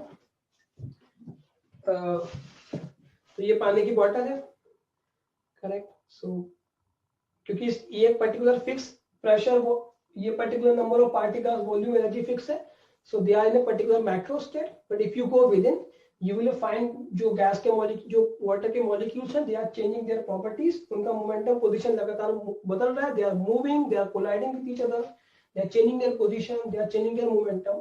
तो उनकी माइक्रोस्टेट्स बदल गई. So they are completely different things. ऐसा नहीं कि आप दोनों को डिस्टिंग्विश करना मुश्किल है. तो they are completely different things. So ये अंदर की कहानी है, ये अलग इंडिविजुअल पार्टिकल कैसे बिहेव कर रहे हैं. It's all about microstate and this is all about macrostate. तो अभी हम एग्जांपल्स देखेंगे तब आपको समझ में आएगा कैसे आप डिस्टिंग्विश कर सकते हो. Don't worry. ओके, सो ये एक थोड़ा बेसिक चीज है. किसी ने कहा कि जो मैक्रोस्कोपिक मैक्रोस्टेट्स है, they basically speak about average properties. यहाँ से एवरेज प्रॉपर्टीज आती है जो हमने थर्मोडायनामिक्स में देखी. जो माइक्रोस्टेट्स है, दे सो एक सिस्टम बहुत सारे माइक्रोस्टेट्स में रहेगा and they will collectively form A macrostate जो कि एवरेज प्रॉपर्टीज को बताएगा. सो ये हम बात करेंगे ये फिजिक्स में, और इसमें ये हमने बात की है थर्मोडायनामिक्स में. सो ये हम लोग कर चुके हैं. Now we are going to study this one. उनको बड़े काम पे सो एनर्जी तो कोई डाउट किसी को माइक्रोस्कोपिक में सर इंडिविजुअल पार्टिकल का जो प्रॉपर्टीज है उसको माइक्रोस्टेट बोलेंगे, और अगर कलेक्शंस ऑफ पार्टिकल्स वो जो सिस्टम बनाएगा उस सिस्टम के प्रॉपर्टी को स्टडी करें तो माइक्रोस्टेट होगा। करेक्ट। सर तो ये सिस्टम क्या होगा फिर? Collection of particles? That depends कि आप किस तरह से चीजों को समझ रहे हो। आप जिस चीज को समझने, system is defined as a part of a space under consideration. आप जिसको देख रहे हो, जिसकी स्टडी कर रहे हो, that is a system. So depend करता है कि आप किस पॉइंट ऑफ व्यू से देख रहे हो। आप बाहर अगर ऐसा होल देख रहे हो, so it can be a system. आप दो मॉलिक्यूल को पकड़ के स्टडी कर सकते हो, that it can also be a system. Okay advantage of extracting microstates. Okay sir, microscopic में एनर्जी को कंसीडर नहीं करेंगे। So we will consider energy, don't worry. अभी एग्जांपल देंगे, समझ में आने वाला है कि कैसे एनर्जीज वेरिएशंस हो रहे हैं, don't worry. Sir is there any advantage of extracting micro? Okay so statistical physics में बिल्कुल बहुत फायदा है। स्टैटिस्टिकल फिजिक्स आपको बताएगा कि इंडिविजुअल बिहेवियर पार्टिकल्स का कैसे हो रहा है। जैसे फॉर एग्जांपल इसको समझने का फायदा ये है, जैसे हमारे पास फोन है, करेक्ट। सो फोन की स्क्रीन सभी की टूटी होगी, मेरी अभी भी टूटी है। सो सभी की टूटी होगी, जिसकी नहीं टूटी उसको हाई लगेगी। सभी की टूटती है। सो मेरे साथ ऐसा खुद हो चुका है कि एक बार मेरा फोन बहुत ऊपर से गिरा, कुछ नहीं टूटा, लेकिन एक बार बिल्कुल पास, जमीन के पास में से गिर गया और फोन का स्क्रीन टूट गया। कोई बताएगा ऐसा क्यों होता है? यूजुअली आपके साथ हुआ होगा जरूर, कोई बताएगा? कभी लॉजिक नहीं लगाया। नहीं लगाया लॉजिक? अच्छा, कभी लॉजिक नहीं लगाया, टूटा। किस्मत है होता आपकी। क्या बोल रहा? तो वो तो किस्मत है सर आपकी। अच्छा, मेरी किस्मत इसकी भी अपना अपना। अच्छा okay, thank you. Due to pressure ऊपर से गिरा तो so basically it's all about Schottky defects. So Schottky defect होते हैं। अगर वो डिफेक्ट वाले फ्रैंकल, आपने फ्रैंकल डिफेक्ट्स पढ़े होंगे, शॉर्टी डिफेक्ट्स पढ़े होंगे। अगर वो डिफेक्ट्स वाले पॉइंट पे गिर गया तो वो टूट जाएगा। डिफेक्ट वाले पॉइंट पे नहीं टूटा है, गिरा है, तो वो नहीं टूटेगा। यानी इट बेसिकली मींस कि सो अगर हम एक ऐसी स्क्रीन बनाए जहाँ पे हम डिफेक्ट्स को कम कर पाए, तो हमें समझना होगा कि इंडिविजुअल पार्टिकल्स कैसे बिहेव करते हैं, तभी हम उस चीज को मैनिपुलेट कर सकते हैं। अब अगर आपको कोई भी स्क्रीन बनाना है मानिए, तो स्क्रीन बनाने के लिए आप ऐसी प्रॉपर्टीज लोगे कि वो ट्रांसपेरेंट हो, टूटने भी गिरे ना, देर तक चले, कंडक्टिंग हो, आप टच करने पर वो सेंस कर पाए, उसका वो टेम्परेचर बहुत गर्म ना हो, कभी मेल्ट हो जाए। सो अगर आप कोई ऐसा मटेरियल चूज करना चाहते हो, तो कोई ऐसा पेड़ तो होता नहीं है कि आप वहां पे गए, आपने तोड़ा, उसको मिलाया और आपने उसका आटा बनाया और आपने उसे बेला और वो स्क्रीन बन गया। We do not have any material like that. So हम लोग क्या करते हैं, we study the individual properties of different materials, we combine them. जैसे जैसे कोई मटेरियल ज्यादा ड्यूरेबल है, कोई ट्रांसपेरेंट है, कोई इलेक्ट्रिकल कंडक्टिंग है, कोई थर्मल टेम्परेचर को अच्छे से मेंटेन करता है। So we combine them in a particular ratio and we have a material for screen. तो उसको बनाने के लिए it's very important to study the individual behaviour, internal behaviour of the system. बाहर से आप नहीं पता कर सकते। तो इसलिए हम ये स्टैटिस्टिक्स फिजिक्स का फायदा है कि हम माइक्रो स्टेट्स को समझेंगे, इंटरनल बिहेवियर कैसा हो रहा है। Once we understand them, we can simply manipulate them. So देखेंगे, कोई डाउट किसी को यहाँ तक? सर किसी भी पार्टिकल सर किसी भी पार्टिकल की पोजीशन और मोमेंटम अपन कोई भी पर्टिकुलर इंस्टेंट पे तो आप कैलकुलेट नहीं कर सकते हैं ना? Correct, we can not calculate. बिल्कुल सही। हम किसी पर्टिकुलर कैलकुलेट पे पोजीशन और मोमेंटम नहीं देख सकते, हम बिल्कुल नहीं देख सकते। आपकी बात बिल्कुल सही है। तो हम कैसे इसको एक्सप्लॉइट करेंगे, ये बहुत अच्छा सवाल है। फिर हम कैसे स्टडी करके कैसे प्रॉपर्टीज करेंगे, उसकी बात हम लोग देखने वाले हैं, डोंट वरी। ओके, सो मैं एग्जांपल में दे रहा हूं, which will be the last topic for the day. So मैं एग्जांपल बता रहा हूं। So macro states and microstates of a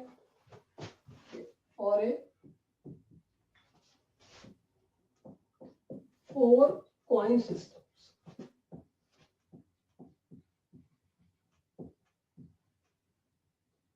मेरे पास एक 4 कॉइन सिस्टम है, मेरे पास 4 कॉइन्स है और मैं उसकी मैक्रो और माइक्रोस्टेट्स करके आपको दिखाता हूँ, जैसे आपको समझ गया कि मैक्रो माइक्रोस्टेट कैसे बिहेव करती है। Okay, this is very difficult to draw.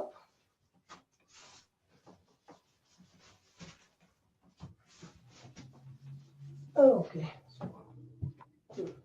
इसका मतलब गोरिल्ला ग्लास में डिफेक्ट कम होता है।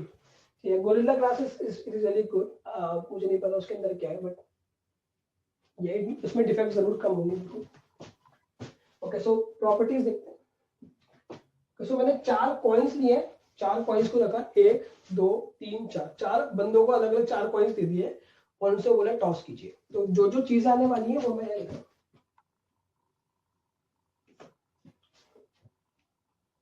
पहले एक बार देख लो कैसे बना रहा हूं, उसी से कैसे बनाना। Macro state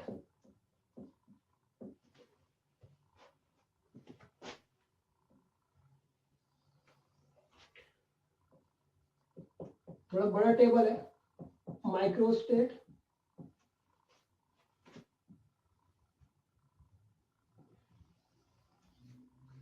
and here we are giving a number of microstates.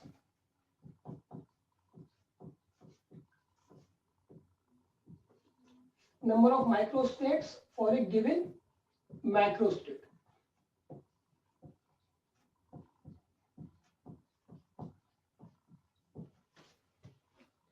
Okay. और मैं इसको रिप्रेजेंट करूंगा ओमेगा आई से। This is omega, correct. और यहाँ पे हम 4 बनाएंगे, 4 सेक्शंस।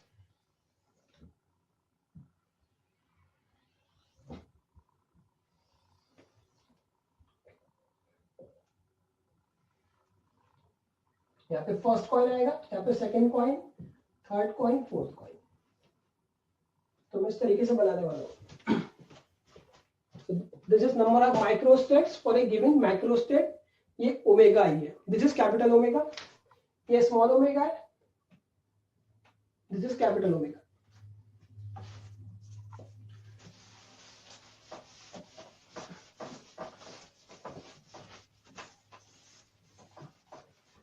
कोई डाउट किसी को यहां तक? कोई डाउट? ओके, तो कोई बताएगा कि कितने, अगर मैं 4 कॉइन्स को उछालता हूं तो टोटल कितने केसेस बन सकते हैं?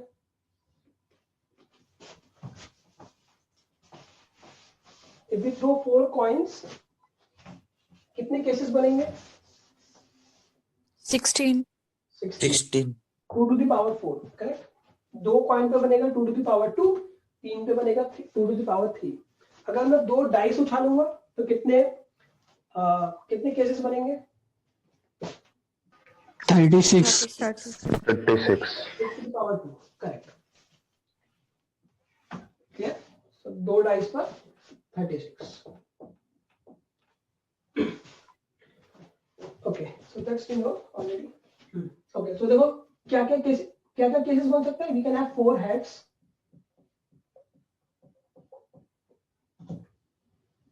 अगर 4 हेड होंगी, पहले एक बार देख लो, चाहिए फिर बना लेना। तो 4 पे हेड आएगा, 3 हेड हो सकती है, 1 टेल। सो पहले पे हेड, दूसरे पे पहले पे टेल मानो, दूसरे पे हेड, फिर हेड, या दूसरे पे टेल, या तीसरे पे टेल, या चौथे पे टेल।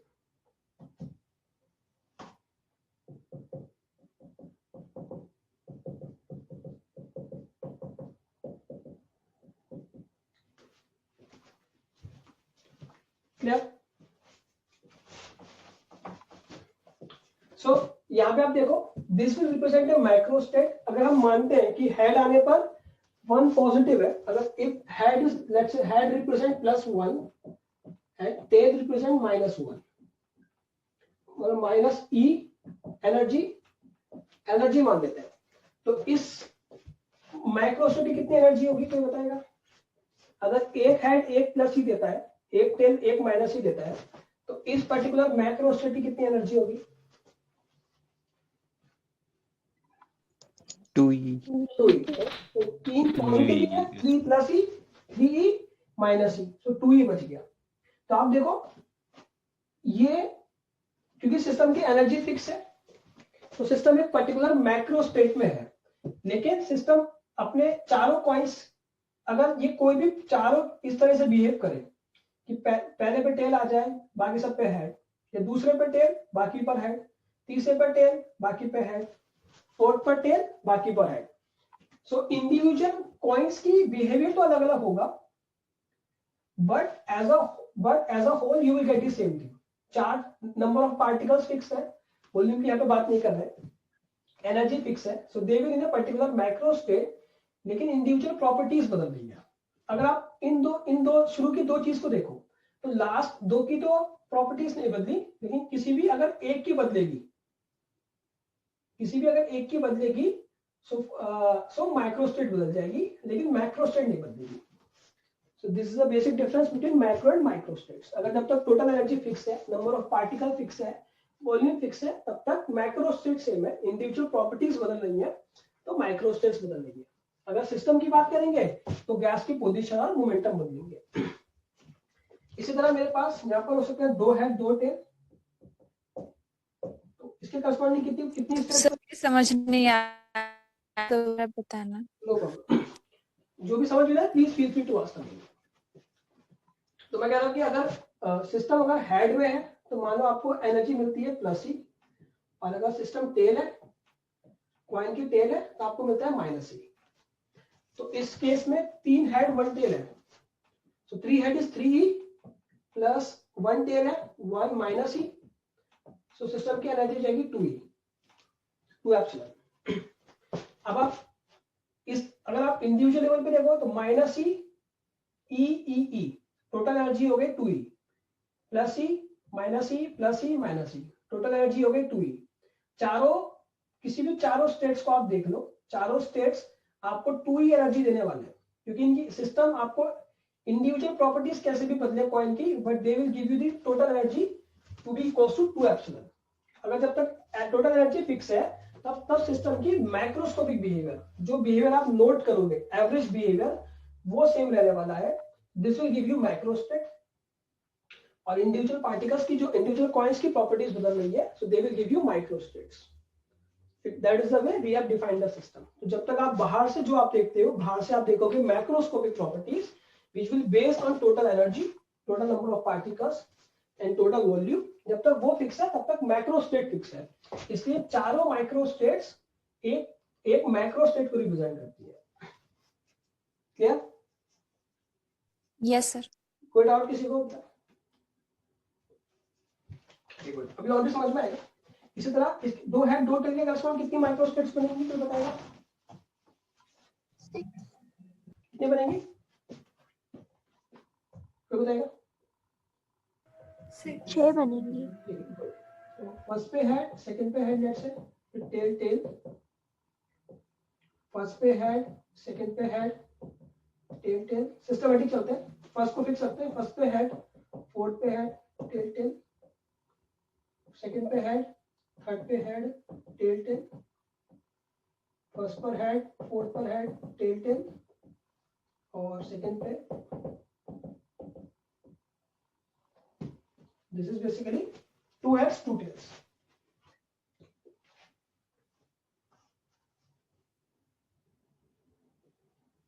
तो ये टोटल 6 हो जाएंगी। डाउट किसी को? अरे नहीं सर, वो actually video out of focus होगी तो वो बता रहा था, होगी सही। अब दिख रहा है? Yes sir. क्लियर? तो आप बना सकते हैं। इसी तरह अगर एक हेड 3 टेल होगा, सो वी हैव फर्स्ट पे हेड, थोड़ा छोटा है बट आई होप आपको समझ में आ गया गाइस लोगों। टेल टेल, और इसी तरह जो लास्ट होगा वहां पर 4 टेल्स होंगी, तो वो चारों टेल टेल टेल टेल होगा। तो मैं से लाइन खींच रहा हूं, करेक्ट? तो आप बना सकते हैं। And this is very interesting, we will एक एक्सपेरिमेंट भी हम लोग करेंगे छोटा सा, and we will see it's very good. कोई डाउट किसी को?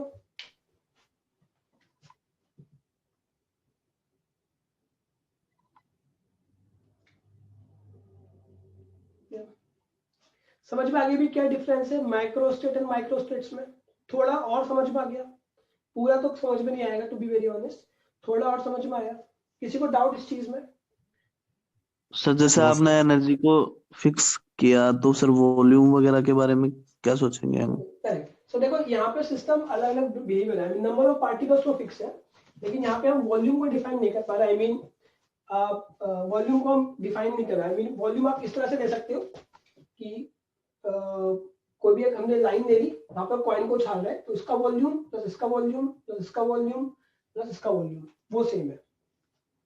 I mean volume is not an important parameter है, क्योंकि वॉल्यूम चेंज होने से प्रॉपर्टीज चेंज नहीं होगी। आप कॉइन को कहीं भी उछालो, जो हम सिस्टम की स्टडी कर रहे हैं वहां से वॉल्यूम चेंज होने से एनर्जी पर कोई फर्क नहीं पड़ रहा। अगर आप देखो कॉइन को कहीं भी उछालो और सर अगर एनर्जी पे फर्क पड़ेगा तब वॉल्यूम आपको बिल्कुल कंसीडर करना पड़ेगा। इस केस में यहाँ पे फर्क नहीं पड़ता। जैसे हम अगर हम बात करते हैं किसी एक गैस मॉलिक्यूल की, वहां पर अगर आप वॉल्यूम ओपन कर दोगे कंटेनर का तो उसकी एनर्जी बिल्कुल फ्लक्चुएट कर जाएंगी, क्योंकि वो सराउंडिंग के साथ इंटरेक्शन करने लग जाएगा। तो वहां पे फर्क पड़ेगा, that there we have to consider. तो नंबर एन बी ये सब ऐसा एक जनरल स्टेटमेंट है। कोई डाउट किसी को यहाँ तक? सर मतलब जो है हमने सेकंड वाला लिया ना, 2 हेड 2 टेल वाला, ओके, उसके अंदर माइक्रोस्कोप की एनर्जी 0 हो जाएगी अगर हमें। बिल्कुल सही। यहाँ पे 2 हेड 2 टेल है, सो टोटल एनर्जी 0 हो जाएगी। यहाँ पर हो जाएगी -2e, यहाँ पर हो जाएगी -4e। Okay sir. सो आप देखो ये थर्ड कॉलम है जो कह रहा है number of microstates for a given microstate. एक पर्टिकुलर माइक्रोस्टेट के करस्पॉन्ड कितनी माइक्रोस्टेट्स है वो लिखते हैं। सो यहाँ पे 1 है, यहाँ पे 4 है, 6 4 एंड 1। ये 4 टेल, 3 है, 1 head 3 tail, 2 head 2 tail, 3 head 1 tail, 4 heads. मतलब सर ये तो नंबर ऑफ प्रोबेबिलिटीज हो गई ना, कि जैसे 4 हेड्स थे वो तो सभी केसेस में सेम ही है, 3 हेड और 1 टेल, 2 हेड और 2 टेल, लेकिन हम उनकी प्रोबेबिलिटीज के हिसाब से एनर्जी ले रहे हैं ना सर। एब्सोल्युटली करेक्ट, बिल्कुल सही बताया आपने, बिल्कुल आपने सही पकड़ा है। We will हम इसी टर्म को यूज करेंगे। You are absolutely correct, and we will use it. We will use the same thing, same observation to develop, to see कैसे statistical physics हमें मदद कर सकती है। जो प्रॉब्लम हम देख रहे थे कि 10⁻23 इक्वेशंस है, उनको कैसे डील किया जाए, वहां पे मदद करेगी स्टैटिस्टिकल फिजिक्स। कैसे करेगी वो इसी ऑब्जर्वेशन से हम लोग करेंगे। That's absolutely correct. कोई डाउट किसी को? सर हम वॉल्यूम जैसा, मतलब एक वॉल्यूम जो है वो तो थर्मोडायनेमिक पैरामीटर है ना हमारा, मतलब बस स्टैटिस्टिकल फिजिक्स शायद थर्मोडायनेमिक्स से अपार्ट भी वर्क करती है, तो हमने वॉल्यूम को भी कंसीडर करा। ओके, देखो यहाँ पे इसलिए जैसे मैंने बताया कि हम वॉल्यूम को तब कंसीडर करते हैं जब वॉल्यूम कंट्रीब्यूट करता है। वॉल्यूम हमारे सिस्टम की प्रॉपर्टीज को बदलता है। हम यहाँ पे जो चीज ऑब्जर्व कर रहे हैं वो हम ऑब्जर्व कर रहे हैं 4 है, कॉइन्स को टॉस करने पर क्या चीज आ रही है।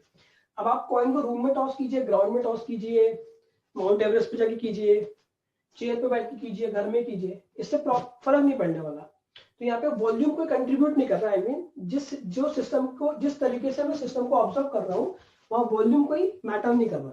तो यहाँ वॉल्यूम कंसीडर करके I mean there is no sense और I should say there is no need to consider volume as a parameter. Sir मतलब मैं शायद थोड़ा सा ज्यादा हो जाइए या फिर गलत भी हो, पर मतलब ये है कि ये क्या फेज वॉल्यूम से रिलेटेड है? मतलब yes, absolutely correct. So yes, so phase volume से बिल्कुल जुड़ा है। जो मैं चीज बोल रहा हूँ कि नंबर ऑफ पोजीशन और मोमेंटम बदल जाते हैं अगर आप किसी भी सिस्टम की स्टडी करोगे, so that is related two phase volume. ये भी कहीं ना कहीं जुड़ा है फेज वॉल्यूम से, लेकिन फेज वॉल्यूम में एनर्जी, मोमेंटम और पोजीशन की बात करते हैं। यहाँ पे कुछ मोमेंटम और पोजीशन की बात नहीं है। यहाँ पे सिंपलेस्ट एग्जांपल की हम लोग बात कर रहे हैं कि कैसे किस तरीके से कॉइन्स की टर्म में हेड और टेल आ सकते हैं। वो आपकी बात बिल्कुल सही है। यहाँ पे फेज वॉल्यूम की बात करते हैं, फेज वॉल्यूम की। ओके, पहले एक चीज यहाँ पे ऑब्जर्व करते हैं। यहाँ पे एक ऑब्जर्वेशन ये भी है दैट एक ऑब्जर्वेशन ये लिख लो, a given macrostate can have many microstates. A given macrostate can have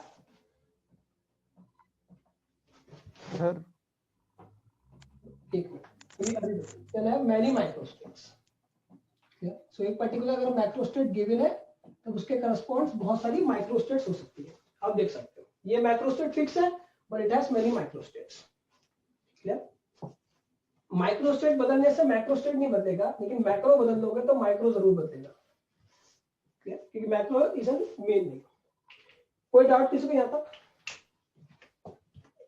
sir number of microstates निकालने के लिए हम total microstate factorial divide by जैसे हेड और टेल है तो इंडिविजुअल के फैक्टोरियल अगर डिवाइड करते हैं तो टोटल नंबर माइक्रोस्टेट आ जाएगा। यस, यहाँ पे आप कर सकते हो here you can do, लेकिन आप यहाँ पे नहीं कर सकते। अगर टोटल 6 है, if you divide by 4 you will get 1.5। हर के लिए पॉसिबल नहीं है, but it's valid for something, some cases के लिए valid है but not for all the things। Sir की total energy as a whole तो सेम है बट इंडिविजुअल कॉइल की एनर्जी अलग अलग है, तो एज अ होल वाला माइक्रोस्टेट होगा और इंडिविजुअल कॉइल वाला microstate. That's absolutely correct। As a whole की बात करेंगे, सो जब सारे चीज की एक साथ बात कर रहे हैं सो इट्स अ मैक्रो स्टेट, बड़ी चीज की बात कर रहे हैं, और एक एक की बात करेंगे तो माइक्रो स्टेट्स है। क्योंकि ये छोटा सिस्टम है 4, it is easy to see macro and micro states. लेकिन जैसे जैसे अगर मेरे पास 1000 कॉइन होगा मानो, तो इसमें से क्या आसान है समझना, मैक्रो स्टेट और माइक्रो स्टेट्स? बताओ, अगर 1000 कॉइन होंगे तो So macro state. Can you write all the micro states? आप लिख सकते हो बट मैक्रो स्टेट कहना आसान है। मैं कह रहा हूँ 1000 कॉइन है, 500 heads, 500 tails, 499 heads, 501 tails. So it is easy to study macro state than micro states। 1000 तो छोटा नंबर है, हमारे पास 10 to the power 23 कॉइन्स होते हैं, तब आप माइक्रो स्टेट को कैसे डिफाइन करोगे, लेकिन मैक्रो करना आसान है। So we will see कि कैसे माइक्रो स्टेट्स की स्टडी करेंगे जिससे हम मैक्रो को समझ सके। एक चीज आप हम और देखते हैं कि micro states they are behaving such a way so as to form a particular macro state. So macro आ तो माइक्रो से रहा है, ये बेसिक है, this is in the deep root, ये हमें दिख रहा है, ये परम सत्य है, ये जो आपको दिख रहा है ये वो है, राइट? सो ये भी सत्य है but this is the absolute truth. असली में स्टोरी ये है। सो वी विल सी कैसे हम एक टेक्निक यूज करेंगे प्रोबेबिलिटीज के टर्म में, जैसे किसी ने बताया था अभी, and we will see how macro states are forming macro states, कैसे हम स्टडी कर सकते हैं। सर ये वैलिड हो रहा है ना जो मैंने अभी फैक्टोरियल का बताया था 6 के लिए भी? कैसे valid? 4 factorial divide by 2 factorial into 2 factorial. Okay, 6 में कैसे? बिल्कुल 6 4 फैक्टोरियल डिवाइड 4 फैक्टोरियल हो गया तो 2 into 3 into 4 divide by 2 factorial into 2 factorial, तो वहां से 6 आ जाएगा। आप 4 को डिवाइड करेंगे 2 factorial by 2 factorial, 4 factorial divide by 2 factorial into 2 factorial. Okay, हां दैट्स एब्सोल्युटली करेक्ट। वो इट्स बेसिकली कॉम्बिनेशंस, वो कॉम्बिनेशन सर ये हमेशा वैलिड हो रहा है। This is basically 4C2, it's absolutely correct. ये परमुटेशन कॉम्बिनेशन है, you are absolutely correct. So 4 coins है, आपको 4 बॉक्स है, 4 में कोई से 2 बॉक्स चूज करने हैं, तो just choose 4C2। So it's basically combinations. That's absolutely correct। इस प्रॉपर्टी को हम यूज करेंगे जब हम बोसॉन्स, फर्मियंस और क्लासिकल पार्टिकल्स को डिस्ट्रीब्यूट करेंगे। सो कोई डाउट किसी को आता है? So we are stopping here for today. हम लोग नेक्स्ट क्लास में हम लोग करेंगे, होपफुली जो कल होगी, हम लोग उसमें देखने वाले हैं डिस्टिंग्विशेबल, इनडिस्टिंग्विशेबल पार्टिकल्स देखेंगे, हम लोग स्पिन्स के लिए माइक्रोस्टेट्स देखेंगे और एग्जाम्पल देखेंगे, हम लोग कुछ डेफिनेशंस और डेवलप करेंगे, इसमें हम लोग बात करेंगे थर्मोडायनामिक प्रोबेबिलिटीज की, बोल्ट्जमैन एंट्रोपी की, और उससे नेक्स्ट क्लास से हम लोग चीज काम की बात शुरू करेंगे।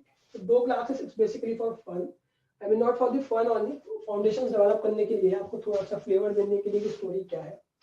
सो this is just to make you think कि चीजें क्या हो रही है, कैसे हो रही है, उसके बाद हम लोग काम की बात शुरू करेंगे। तभी मैं असाइनमेंट दूंगा। कोई डाउट किसी को? सर जैसे कोई हमारे पास थर्मोडायनेमिक सिस्टम है ना सर, तो अगर उसका एक माइक्रो स्टेट है तो उसके कोरिस्पोंडिंग 2 मैक्रो स्टेट है, उसके कोरिस्पोंडिंग 2 माइक्रो स्टेट ले रहे हैं सर हम, तो उनके बीच में डिस्टिंग्विश करने का कोई तरीका है sir? Okay, so that depends कि आप क्या चीज को ऑब्जर्व कर रहे हो। I mean the observation, the distinguish आप इस तरीके से कर सकते हैं कि अगर आप टोटल एनर्जी की बात करते हैं, अगर देखो आप डिस्टिंग्विश तब नहीं कर पाओगे जब किसी कोई ऐसी मैक्रो स्टेट है जिससे करस्पॉन्डिंग सेम एक मैक्रो स्टेट है।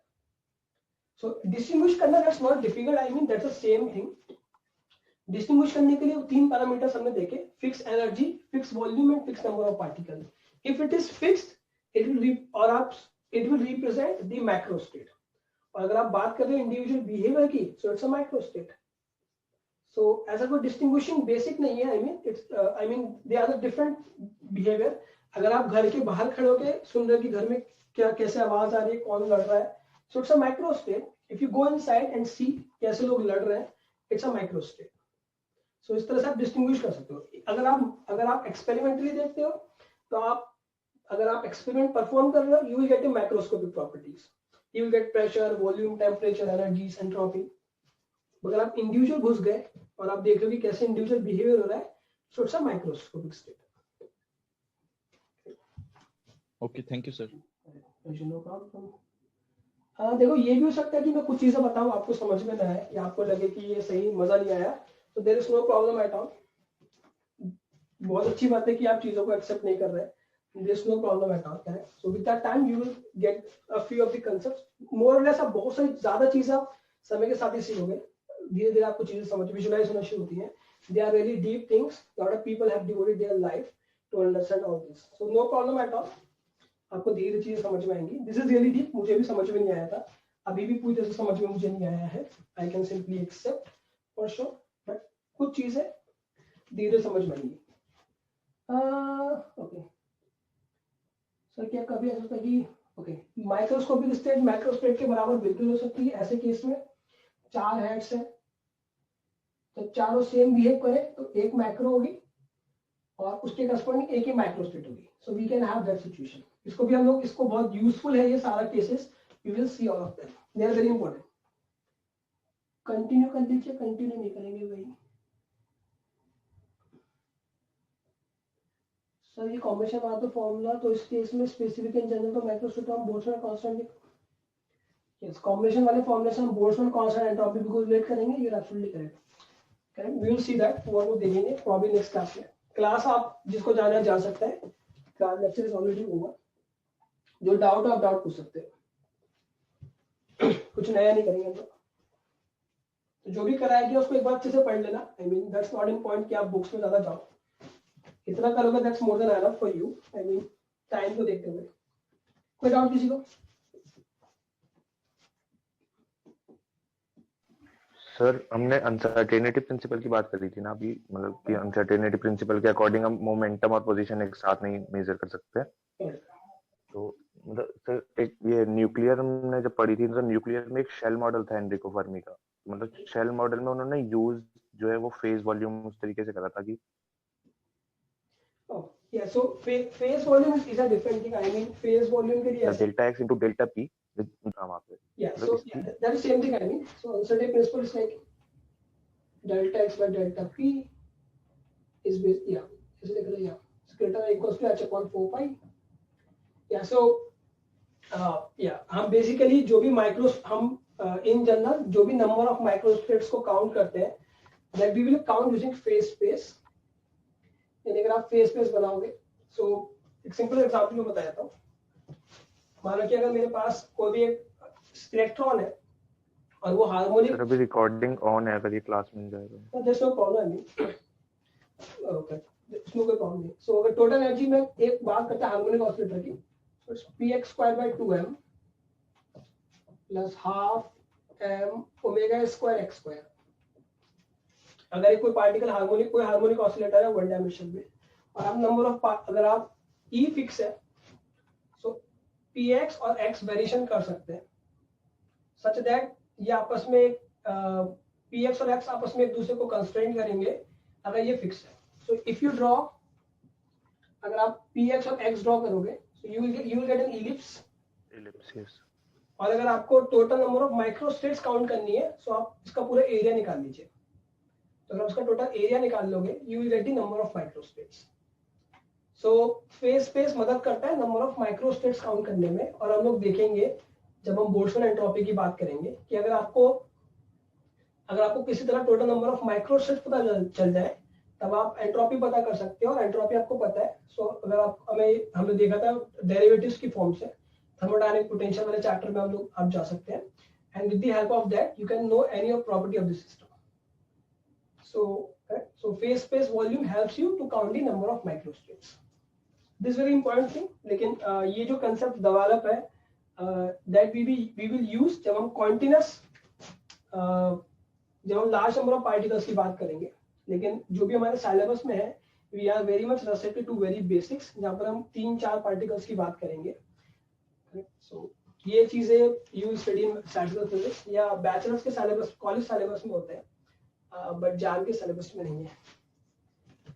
Okay, yes thank you. no problem. So how we used to measure, so आप मैक्रो एक्सपेरिमेंटली आप माइक्रोस्टेट को मेजर नहीं कर सकते, हम एक्सपेरिमेंटली माइक्रोस्कोपिक स्टेट ही मेजर कर सकते हैं। We cannot measure the microscopic states. So that is the beauty of theoretical physics, that takes you within a system और आपको बताता है कि अंदर कैसी कहानी चल रही है। That's the beauty of theoretical physics. Experimental वाले नहीं बता सकते कि बाहर अंदर क्या चल रहा है, they have to do theory. So वो theoretical modeling है that help us know कि कैसे अंदर स्टोरी क्या है। सर फिर वाइड रेंज पे कैसे देख सकते हैं सर, कैसे सम कर सकते हैं इतने सारे पार्टिकल्स का? वाइड रेंज पे या अब देखो, अब जितना मैं क्वेश्चन को समझाऊं, सो अगर आप पानी का टेम्परेचर मेजर करोगे, तो this is the collective behaviour of 10⁻23 particles. So naturally they are giving, ये इस तरह से बिहेव करते हैं कि इनकी एवरेज प्रॉपर्टी सेम रहती है, they are giving you particular property. So इस तरह के साथ ये इट्स अ नेचुरल सम, ये नेचुरली सम हो रहा है। तो इस तरीके से हम मेजर कर सकते हैं macroscopic properties. By definition macroscopic properties होती भी है जो टाइम के साथ चेंज नहीं होती। इन द गैस मॉलिक्यूल जब तक आप it's like an stable equilibrium, ये सॉरी और स्टेबल डायनामिक इक्विलिब्रियम है। डायनामिक इक्विलिब्रियम की बात करेंगे, नॉट स्टेबल, कि अंदर चीजें वेरिएशंस कर रही हैं but as a whole they remain same. Sir आपने बताया कि एरिया ऑफ फेज स्पेस जो है वो हमें नंबर ऑफ माइक्रोस्टेट्स देगा सर। तो सर ये तो सर कॉन्टिन्यूअस क्वांटिटी होता है ना एरिया, तो ये डेसिमल में भी आ सकता है। तो so yeah, that's absolutely correct. So this is basically used, this can be basically used when we have a very large number of particles. जब बहुत large number of particles होते हैं, तब जो भी सिस्टम होता है, जो डिस्क्रीट एनर्जी लेवल्स की वो खत्म हो जाती है, and we have a continuous system. Clear? तब डिस्क्रीटनेस खत्म हो जाएगी and we will have a continuous thing. तब ओके सर, बताइए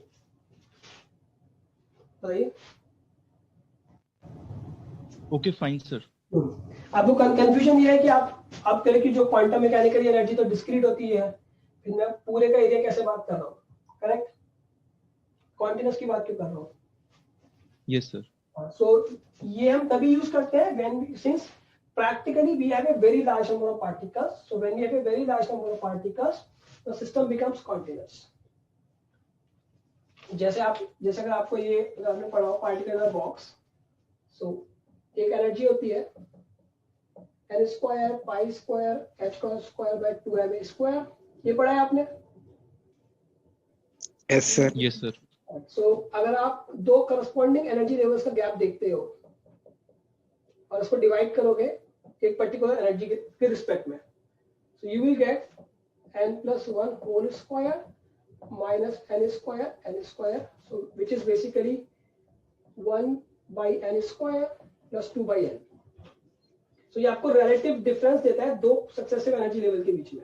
अगर आप देखो, अगर आप number of part n बहुत large हो गए, n large का मतलब ये है basically कि मेरे पास बहुत सारे particles हैं, वो बहुत सारे energy levels में है, कोई 1 में है, कोई 2, इस तरीके से पहुंच गया। So जब आप देखोगे तो ये हो जाएगा 0, which means कि दो सक्सेसिव एनर्जी लेवल्स के बीच का जो गैप हो जाएगा वो बिल्कुल खत्म हो जाएगा, and we have a continuous spectrum, we can have a continuous energy of the system. तब उस सेंस में मैं एरिया निकाल सकता हूँ, एक पार्टिकल्स के लिए नहीं निकाल सकता। आपकी बात बिल्कुल सही है, correct? Thank you sir. That is a simple example. कोई और डाउट किसी को?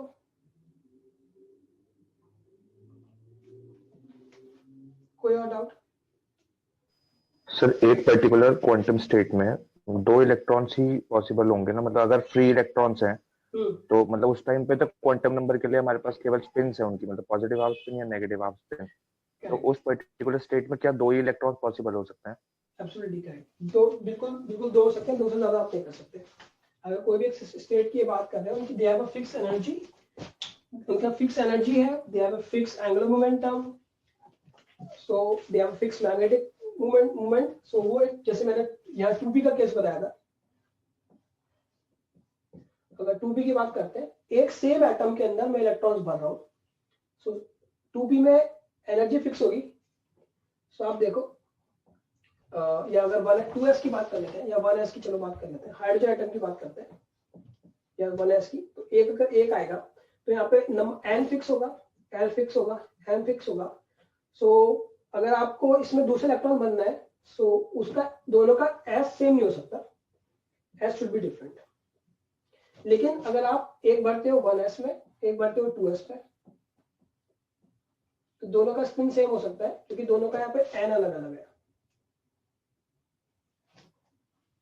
चारों सेम। सर ये मतलब ट्रैप्ड इलेक्ट्रॉन, मतलब जो इलेक्ट्रॉन एटम के अंदर है उनके लिए है ना, पर अगर फ्री इलेक्ट्रॉन है नेचर में एग्जिस्ट कर रहा है, तो उस टाइम पे हमारे पास ये s केवल स्पिन क्वांटम नंबर है, तो उसकी प्रॉपर्टी डिफाइन करेगा, या फिर और भी हमारे पास कोई क्वांटम नंबर है जैसे electron number?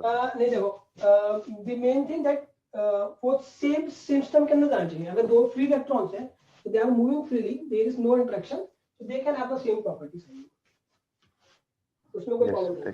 They can have the same properties. Nature में अगर आप 2 इलेक्ट्रॉन्स लोगे तो they can have the same properties, उसमें कोई भी प्रॉब्लम नहीं है। क्लियर? और उनकी जो स्पिन होगी वैसे भी वो जो वैसे भी स्पिन होने वाली है, वो सुपर पोजीशन होगा अप और डाउन का, so there is no problem at all. जब तक दोनों में इंटरेक्शन नहीं होगा तब तक there is no problem at all.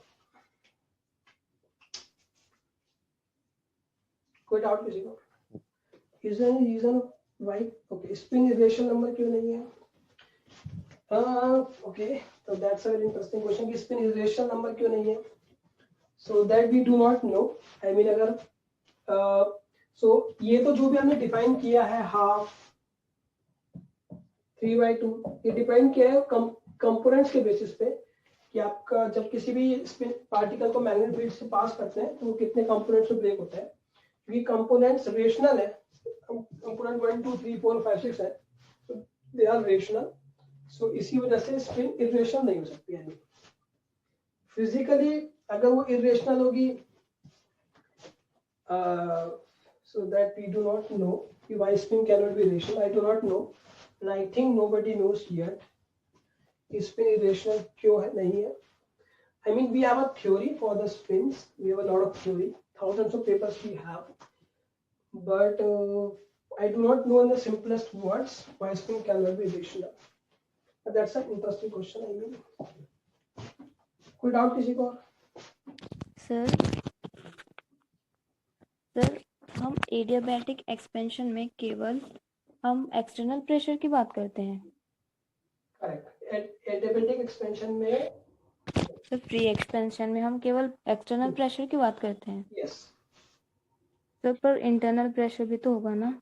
Okay, so देखो जब भी वर्क होता है, अगर आपको न्यूटन्स का फर्स्ट लॉ बताओ कि what is Newton's first law? Every body continues to be in a state of rest or of motion unless or until an external force is applied on it. तो आप किसी भी system की properties को आप तभी बदल सकते हो when you apply an external force on it. right? System internal forces की वजह से इंटरनल फोर्सेस की वजह से you cannot change the properties of a system. आप एक चेयर पे बैठ जाओ, करेक्ट, पैर ऊपर रख लो चेयर पे, टच होकर बैठ जाओ चेयर से, you can't move a chair. या फेमस एग्जांपल आप बकेट में खड़े हो जाइए, फिर बकेट को उठा के दिखाइए, वी कांट डू दैट।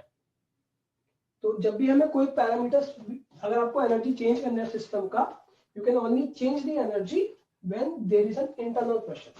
जो भी सिस्टम को वर्क करना पड़ता है, अगर सिस्टम को वर्क कर रहा है, it has to perform a work whenever there is an external pressure और एक्सटर्नल फोर्सेस। इस वजह से यानी अगर एक स्पेस में अगर मैं एक स्पेस में मॉलिक्यूल भेज ऐसे इस डायरेक्शन में भेज रहा हूँ स्पेस में, जहां पर कोई वैक्यूम है, कुछ भी नहीं है, उसकी एनर्जी 100 जूल है। तो बताओ 10 साल बाद उसकी एनर्जी कितनी होगी, बताइए। स्पेस में एक पार्टिकल को भेजा गया है, उसकी सेम रहेगी सर। सेम रहेगी, correct. It can not be different. तब यानी उसकी एनर्जी तभी चेंज होगी जब वो कुछ वर्क डन करेगा, और वर्क डन वो तभी करेगा जब कोई एक्सटर्नल चीज के अगेंस्ट उसे वर्क लगाना पड़ेगा। ये पार्टिकल अपनी डायरेक्शन को भी चेंज नहीं कर सकता।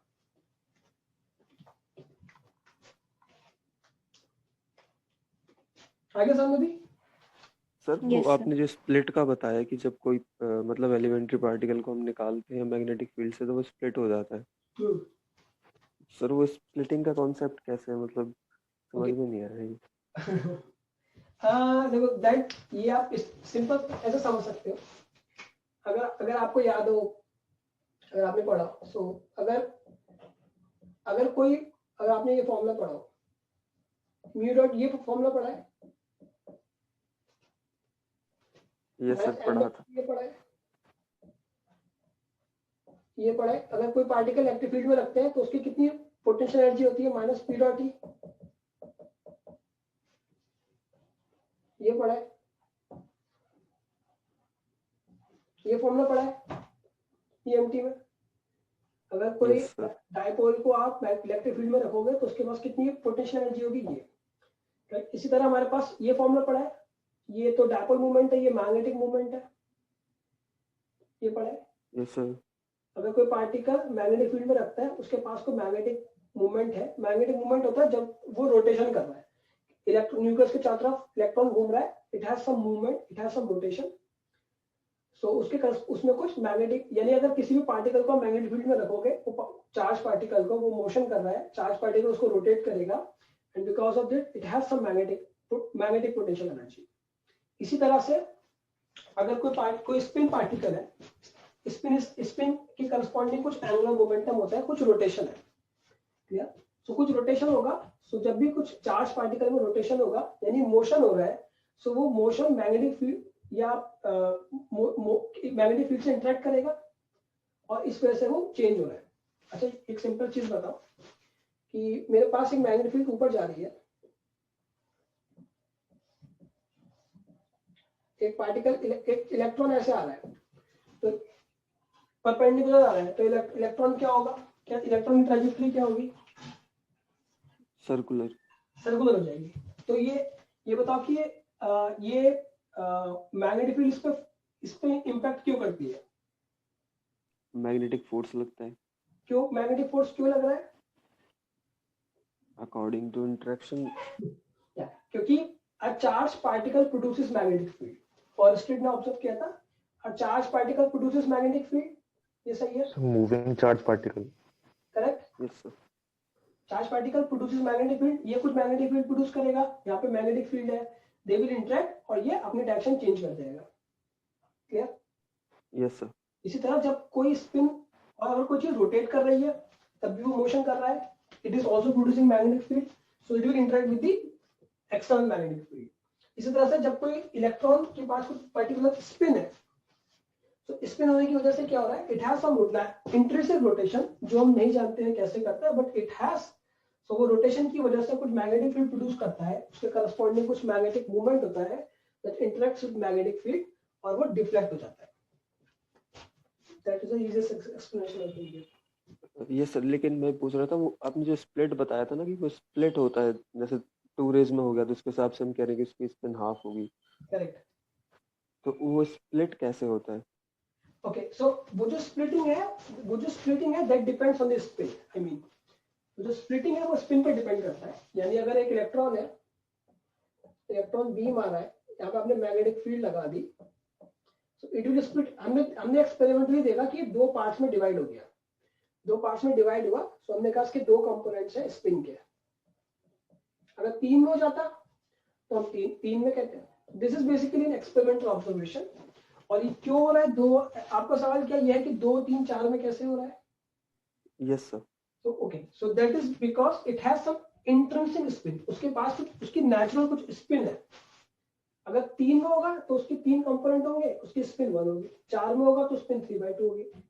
तो that is because it has some intrinsic property. जैसे आप उसके अंदर कुछ इंट्रिंसिक प्रॉपर्टी है जिसे हम स्पिन कहते हैं। जैसे किसी भी पार्टिकल के पास नेचुरल इंट्रिंसिक प्रॉपर्टी है मास, चार्ज एंड स्पिन। ये किसी भी पार्टिकल की 3 इंट्रिंसिक प्रॉपर्टी है। तो क्योंकि उसके पास कुछ इंट्रिंसिक प्रॉपर्टी है, इस वजह से जिसे हम स्पिन कह रहे हैं, इस वजह से वो मैग्नेटिक फील्ड के साथ इंटरेक्ट करता है।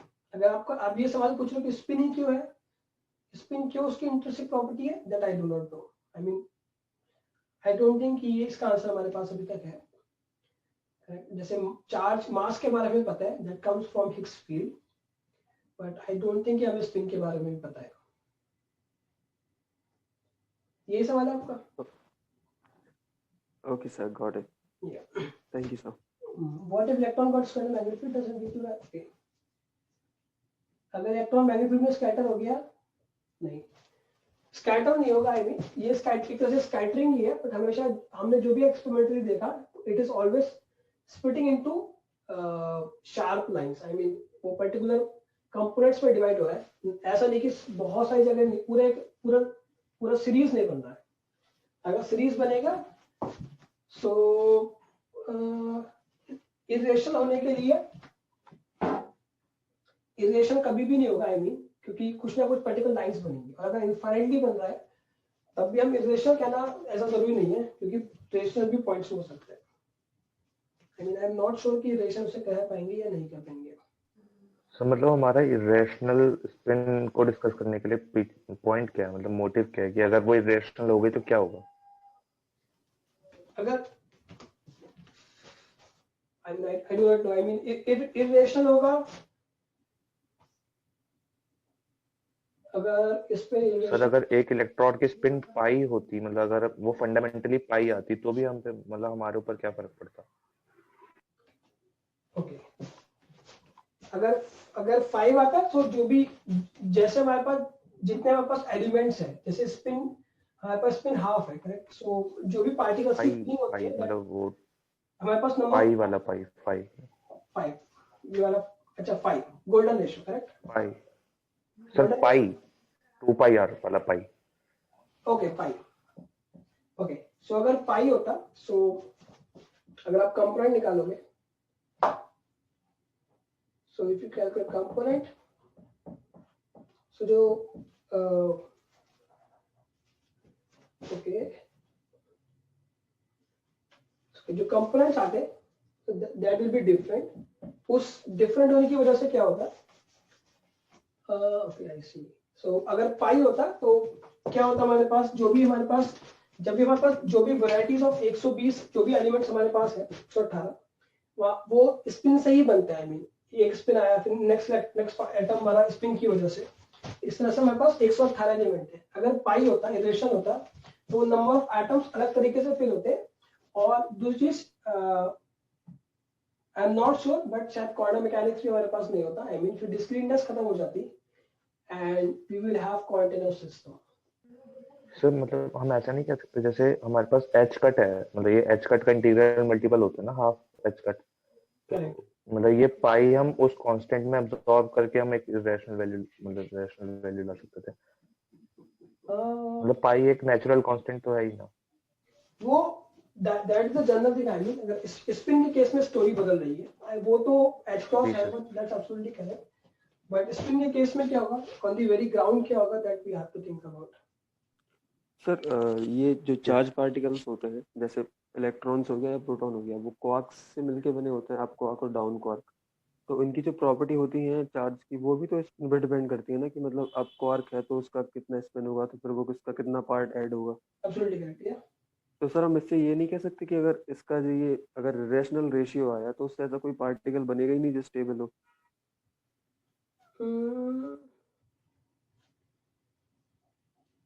Okay. I mean, I cannot say for the time being, क्योंकि to be honest, these are very deep things to be calculated. I mean, हो सकता है, but I need to think about it more. So, क्योंकि ये बड़ी चीज है। I mean, मैं किसी भी चीज को मैं ऐसे ही conclude नहीं कर सकता। I mean, intuitively, we have to think about and we have to see the mathematics. So to be honest, I am not sure yet. मुझे नहीं पता है, to be honest. I need to think about. मतलब sir इन चीजों का तो answer एकदम से आता भी नहीं है कि मतलब स्पॉन्टेनियस ऐसा क्वेश्चन है उसका आंसर एकदम से कोई दे दे. I mean, we can only discuss, लेकिन मैं कंक्लूड नहीं कर सकता कुछ भी, क्योंकि इंट्यूटिवली इन चीजों को कहना इतना आसान नहीं है. I mean, they are really rich, they are really deep. तो मैं उन्हीं चीजों का जवाब आपको दे सकता हूँ जो लिटरेचर में है. I mean, जिसको सब लोग मानते हैं. I mean, I cannot give, to be honest. Sir बस डिस्कशन हो जाता है, यही बहुत है. मतलब कि थोड़ा सा हमारी वो बनी रहती है ना, क्यूरियोसिटी बनी रहती है. वो दैट्स एन पॉइंट. वो काफी अच्छी चीज है. I mean, चीजों को सोचना बहुत अच्छी चीज है. जवाब नहीं मिलना, that's not a big deal. I mean, ये बड़े-बड़े सवाल है बहुत. Thousands of people have devoted their whole life. तब हमें चीजें सिंपलेस्ट फॉर्म में मिली है. I mean, चीजों को सोचना काफी मुश्किल है. I mean, इंट्यूटिवली सोचना, और काफी आर्ग्यूमेंट्स भी हैं. सो ऐसे कंक्लूड करना, I mean, it's not appropriate for me. कोई और डाउट किसी को? Okay, if you have no doubt, let's stop for the day and we will meet in the next class. See you then. Bye bye. Thank you, sir. Bye bye. Thank you, sir. No problem.